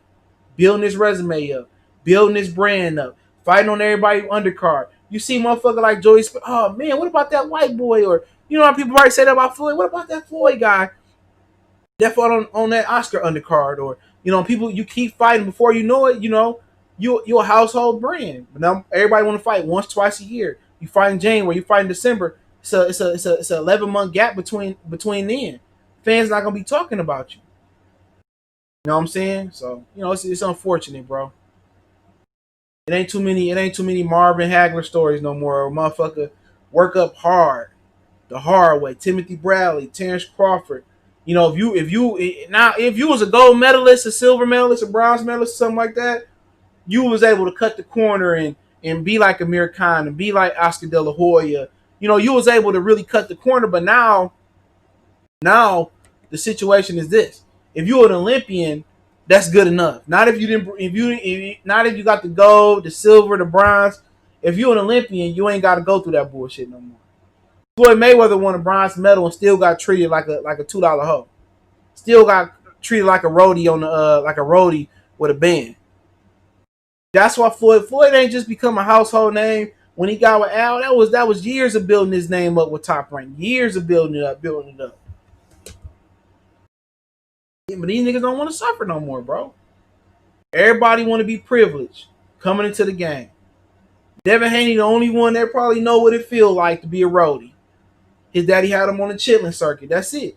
Devin Haney, the only one out these young motherfuckers, and Gary Anton Russell, and maybe Jerron Ennis, maybe them three. They're the only ones that know how to get their hands dirty. Devin Haney was on the chitlin circuit. He the only person that kind of know, but still, again, that motherfucker 21 years old sitting on millions. So how long did he suffer? Crawford struggled almost to, what, 26, 27 years old? Marvin Hagler, shit. 44-something, 43 hard fights of struggling and getting robbed of a title. Michael Nunn, 30-something fights, struggling to get a title. When he won the title at his 34, 40 fights, he was pound for pound the best in the world. That was short-lived because of James Toney, but he was beating the shit out of James Toney. But James Toney bought that right hand from him. What was it, right hand or left hook? But y'all see what I'm talking about? Adrian Broner gonna repeat itself. Y'all preordaining these prospects. I did it with Adrian Broner. When these dudes start fighting at their ideal weight and they really get punched on the chops, it's gonna be all she wrote. Well, it's gonna be a Fernando Guerrero out of somebody. And it may not even be Ryan Garcia. Ryan Garcia might go in there and eat that shit. Wipe his mouth. It might be the prospect that you least expect to be. Young guy. You know what I'm saying? It might be Shakur Stevenson might go out there and hit him with some shit and he go to sleep. Damn, for real, Shakur? It might be him. Fernando Guerrero is supposed to be maybe some people don't remember, he's supposed to be the next greatest thing. Couldn't take it on the chops. Had the worst, his chin was worse than Amir Khan times 10. Oh, so did David Benavidez fight in Mexico when he was a 16. Yup. But a lot of these motherfuckers ain't paying their dues no more, man. It's kind of like being poor, growing up in the hood. When you look back at being poor, it built you. It made you the person that you was. You know what I'm saying? Some people get stuck in the ghetto, and they just get that nigga mind state. But some people that go in the ghetto, man, they're stuck in the hood. They get a lot of them grow up out the hood and be something. You look back when we was playing stickball and we ain't had no real money like the rich kids, but we had a lot of fun. But it built character. It built creativity. It built strength. It built resiliency. It built all that shit. Same thing like boxing. You going through the chitlin circuit. You have to fight for something. You have to earn the title shot, and it's not given. And people ducking you to drop their belt to get enough. When you really earn the title shot, that take your confidence to another level. Ain't nobody earned no title out these young dudes. Even Teofimo Lopez, he was a product of being with Top Rank. That's it. That's kind of what happens when you have 4 belts with 20 belts hanging around. Anybody be a world champion. It used to be prestigious to be a world champion. It's not prestigious no more. It ain't even as prestigious to be a unified champion no more.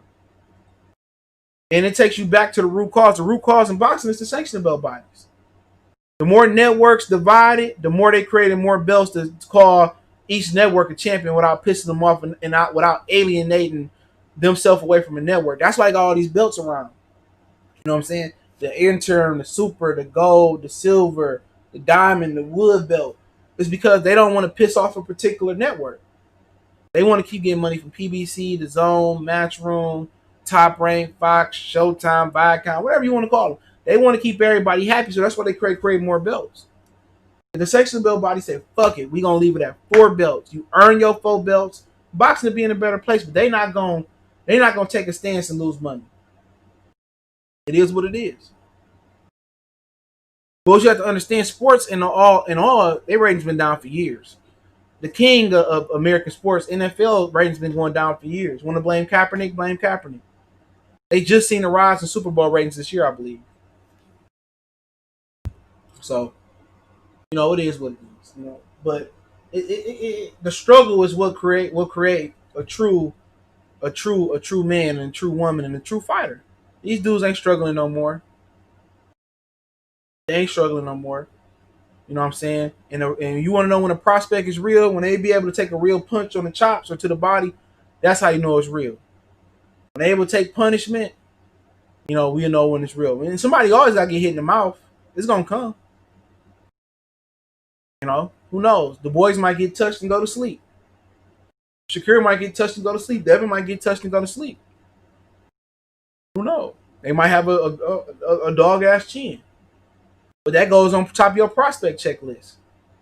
Can he take it on the chops? Can he persevere? But let's talk about Leo Santa Cruz, and I'll talk about the rumors then. All right, Leo Santa Cruz is saying that he has a plan to beat Tank, and obviously it's the plan that most people gonna land on. I hope this ain't his main plan, right? Damn, it's gonna be 91 tomorrow. Ain't that a bitch? I have to walk them dogs early tomorrow. But let's get here. He said he got a plan, right? Hold on.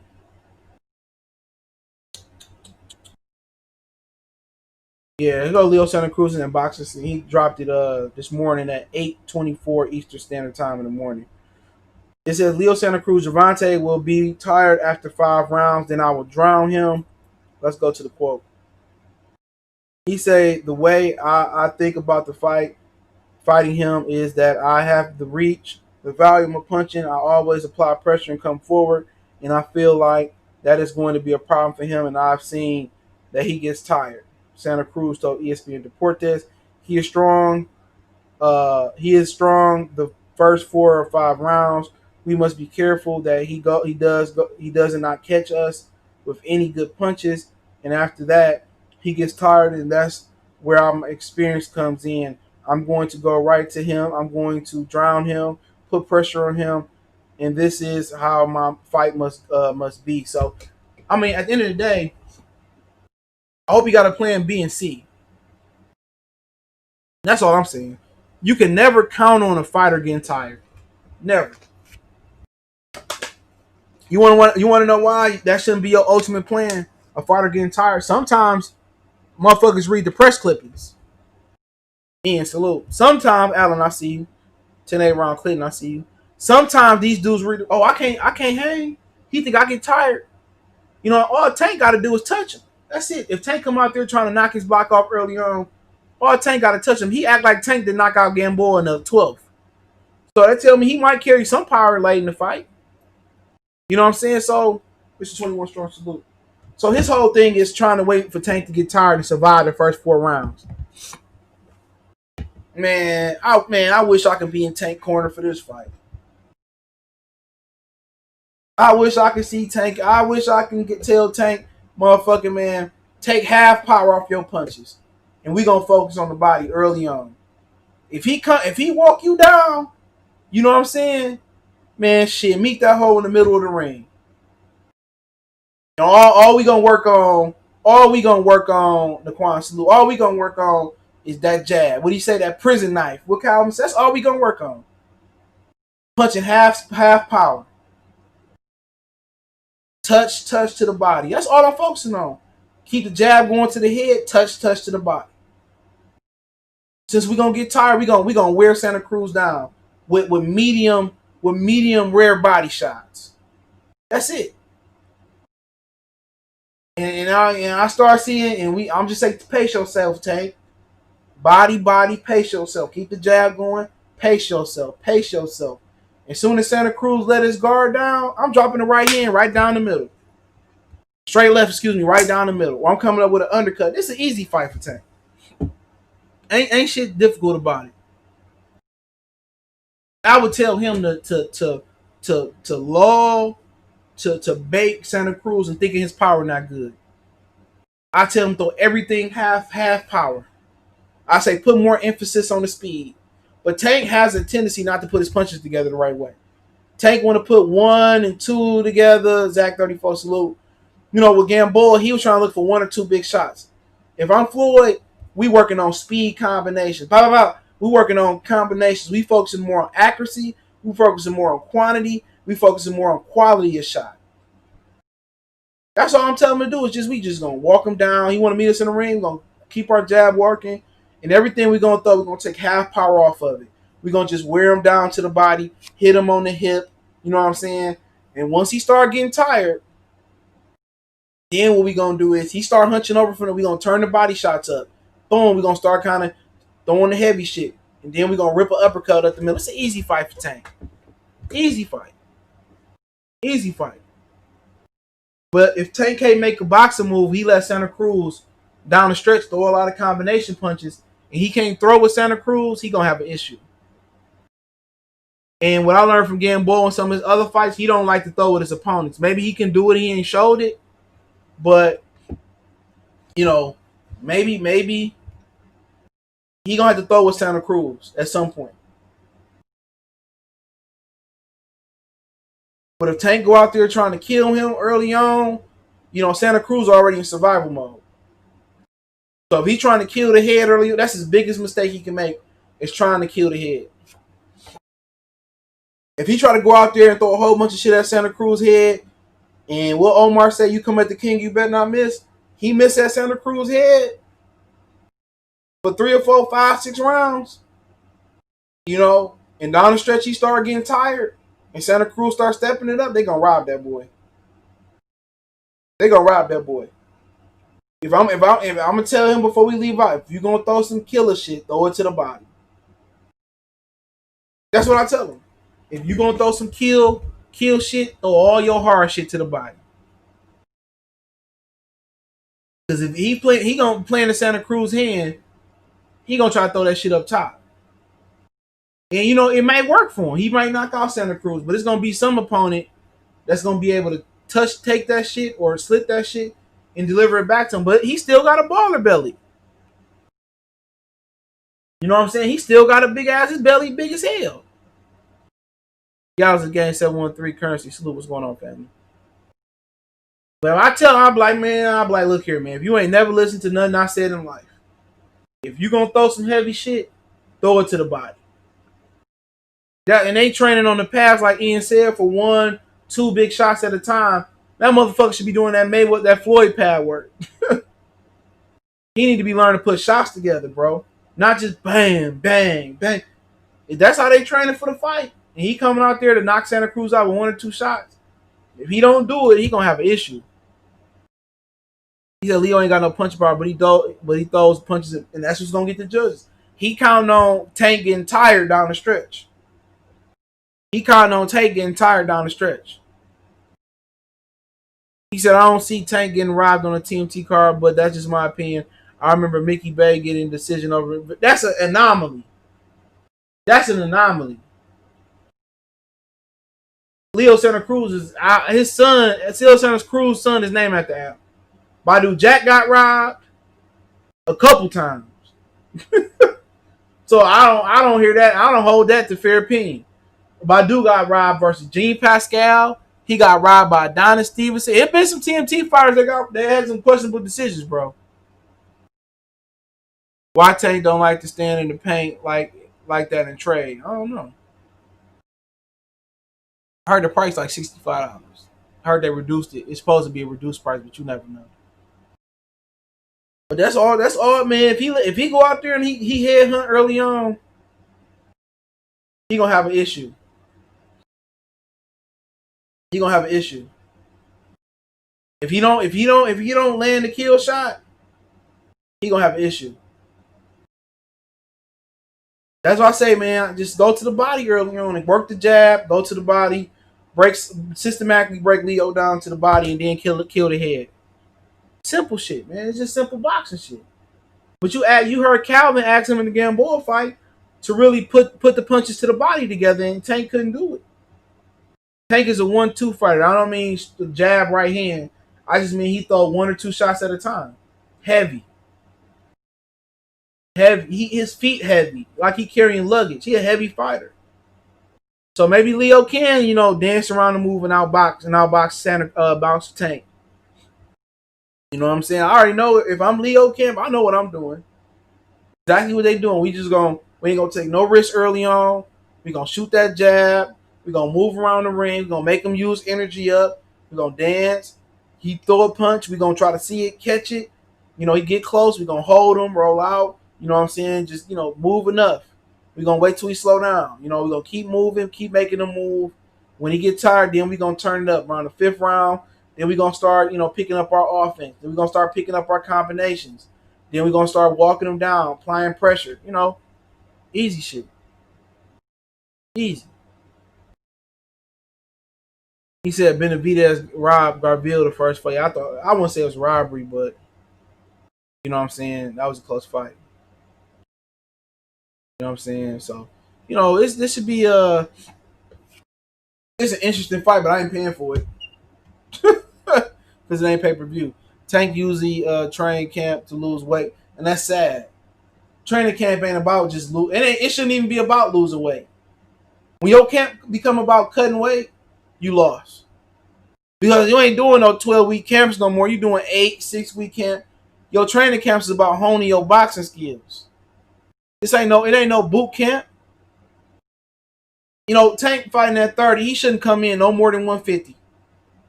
His camp should be no more than 150. That's it. We should only have to cut that 20 pounds and doing basic boxing workouts. Tyree salute. He say Tank double cheeseburger Davis will gas. Damn. Appreciate the super chat. But with Tank, I mean what I'm talking about, Tank, with Tank, it's like he come in heavy to cut the weight like that. Let's take away from you honing your skills and developing your skills. You should come into camp no more than 20 pounds. With basic boxing workout, you shed that 20 pounds in 8 weeks. In a good diet. Run in the morning and then, now he got to overexert himself to make the weight. He'll accident waiting to happen. If Tank get tired early, he gonna be in trouble. Yep. Appreciate it, Kevin Hill. Salute. Broner style. And maybe that's why Broner don't throw a lot of punches. Maybe he ain't got a lot of gas. You think Tank, Rod say, gonna be weight drain? Leo is naturally small dude. He gotta. I think Tank said his best weight at 130. So no, I don't think he's gonna be drained. He might. Darius Miller got the nod over Jezreel Corrales TMT card. He got the nod over Jamel Herring too. I think he beat Jamel Herring though. Bad night for Jezreel. He said, but Benavidez beat Garville. No, he did not beat them both fights. He didn't beat his ass the first fight.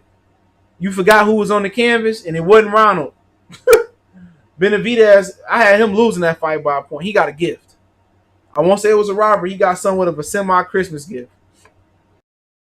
If Leo beats Tank, Bob will push Loma on him. Yeah, Loma coming back down. He probably fight Lomachenko. Tank gonna need to be a vegan. Vegan don't help you. Vegan don't help you as a boxer. It don't. Go listen to what Bernard Hopkins said about vegans and boxing. Don't go. You need that protein and that nutrients from that. You need you need shit from animals. The vegan ain't gonna help his ass. Tank just need to just work out between fights. Go to the gym like your average American go to the gym and work out. He ain't gonna last. He ain't gonna last. Tank ain't gonna last, bro. I can see Tank quitting on the fucking stool, man. Or I can see Tank in there on some Oliver McCall shit crying. You don't need the meat per se. You really don't need meat to operate, but I'm gonna say I think you need the nutrients from the animals though.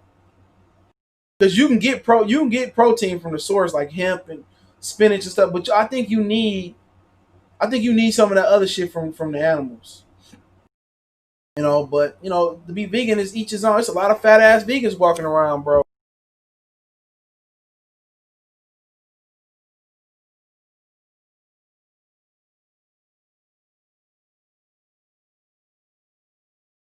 Damn, why talk like that? My bad. I don't know what happened. We back.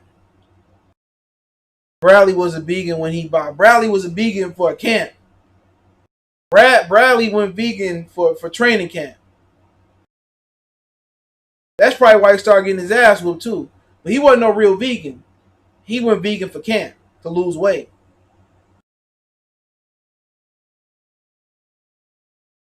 But it just don't really go well for, a lot of people say they vegan and they not, trust me. Canelo got the hookup with the meat. Yeah, he wasn't no hardcore vegan, you know what I'm saying? But that's what he did to lose weight. Tank ain't got the discipline to be no vegan. Even if it did work for him, he ain't got the discipline. He ain't got the discipline. And when you don't go vegan, you got to get that shit that you get from meat. You got to get it from the right source, or you got to supplement it. Your aminos, you know what I'm saying? Your proteins, you got to make sure you get that shit the right way. So it's a lot to go. It's a lot to digest to be a vegan, bro. Fuck that. I like macaroni and cheese too much.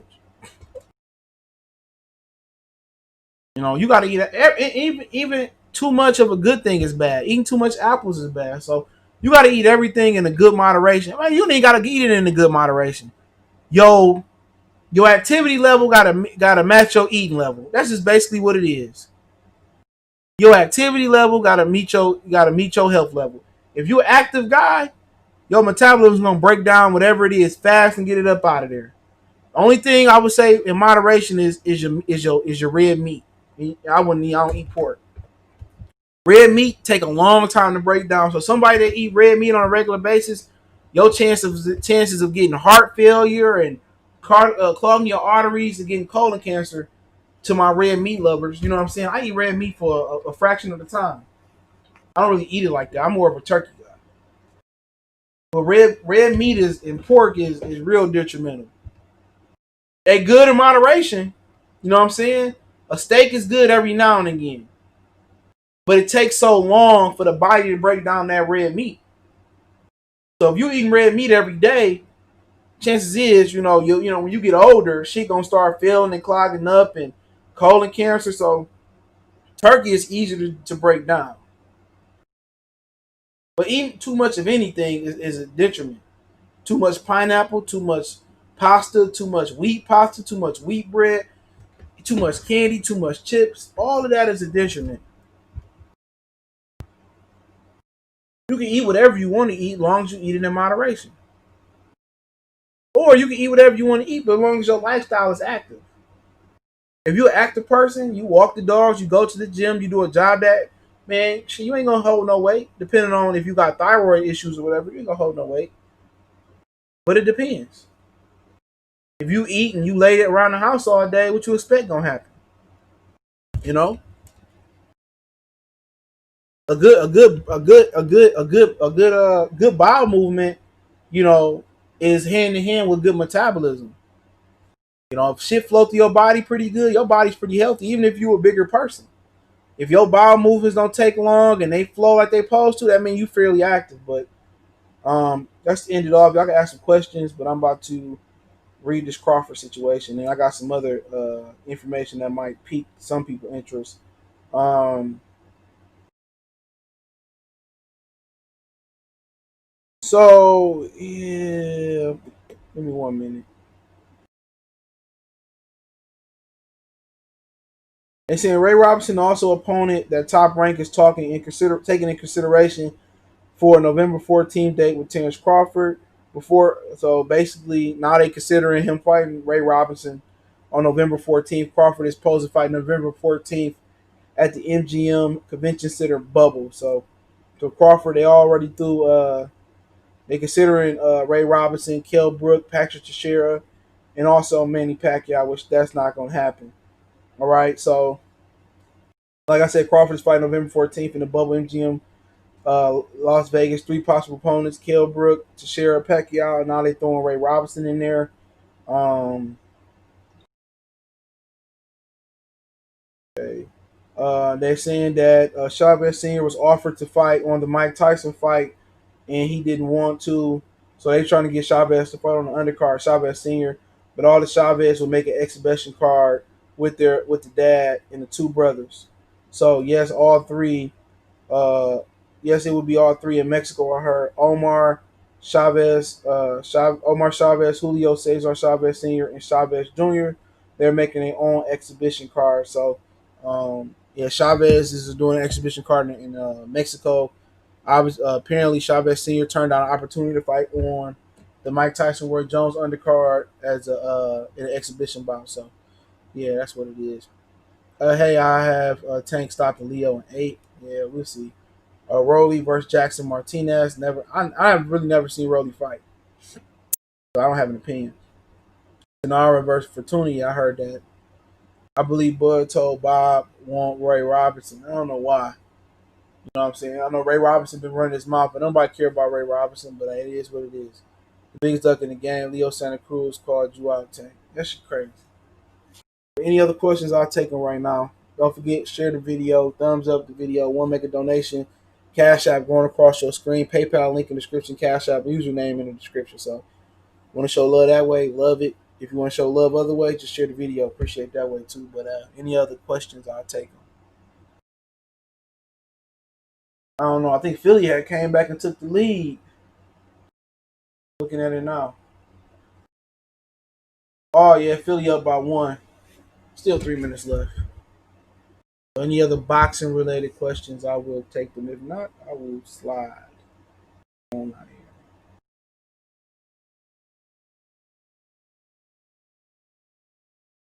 All right then. Appreciate everybody for checking in. Appreciate that love support. Keep sharing the videos. And other than that, man, I'll keep dropping knowledge in the future. One time for the one time, we gone. Oh, he said top 5 pound for pound boxers today. Crawford, Canelo with an asterisk. That's a good one. Crawford, Canelo with an asterisk. Yeah, I gotta look, man. I don't even know who fighting these days, man. Uh, Crawford, Canelo. Um, I don't rank heavyweights, so those would be my 2. To give you a 5th.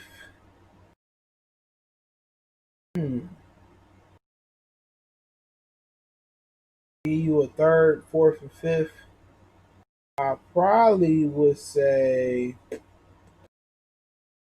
Hmm, I would probably say my 3rd guy would be. I don't know. Better BF. Spence at 4. 5. I know I'm forgetting somebody. And 5. That's a tricky one. Hmm. I don't know. I have a little, but them the 4 I could think of. Maybe a New Y in there somewhere. So yeah. What's the best card you've seen, top to bottom? I don't know. There's a lot of good cards. I can't really. I know all the time. I've seen a lot of good ones. Tank is going to punish Leo. Al will cash him out. That's a possibility. What's the deal with the light heavyweight division? I don't know. Viterbi fighting this month versus that Chinese dude. The monster fight again. They trying to finalize his fight. Loma, nah. He like Loma could be 6 or 7.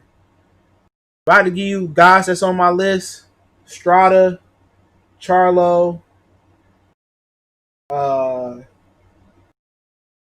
Jamil Charlo, Estrada on my list. Anuya on my list. That's 3. Loma on my list. That's 4. Um, my top 5 will be. I put Nevada's on my list. I don't care what nobody say. He's my guy. But top 5 is Canelo. I mean Crawford, Canelo with an asterisk, Viterbia, Spence, Anuya. I put him in there at 5. I slid him down a little bit because he had little struggles with Donaire. And then I would say Loma 6, 7. I know I'm forgetting somebody, but Loma 6, um, 7, 8, 9, 10. You can toss them up from the names I said. You think Jamel? Yeah, Jamel in my top 10. Yep, I put him in there. Yep, I'll put him in there. But yeah, Casimir asked for more money from Bob, so I don't know if that's gonna happen. Floyd would not put his best fighters in harm's way. Maybe not. He don't really like Gervonta, so who knows? What's up with the super middleweight division? I'm waiting on Canelo, I guess. Benavidez fight this weekend. Callum Smith could be fighting Canelo sometime soon. Uh, Caleb Plant, I don't know when they got him scheduled to come back, but that should be all the champions, right? I got a monster gonna beat your guy when they meet who Nevada.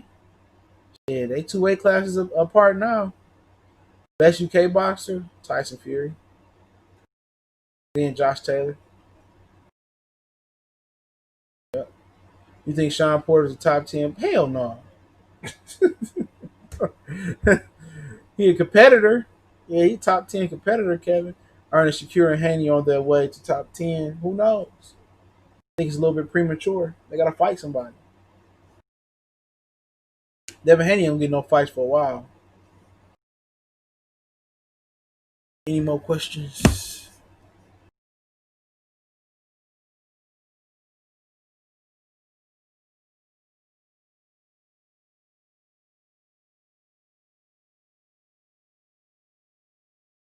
He said they gonna do Haney like Gary Russell. You ain't lying.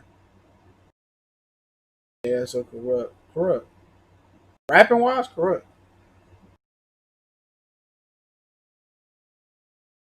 I was watching that Masterpiece shit. That shit good. All right, appreciate y'all. Everybody checking in. Share the videos. The best way to donate. Don't make sure y'all hit the thumbs up button if y'all didn't. One time for the one time.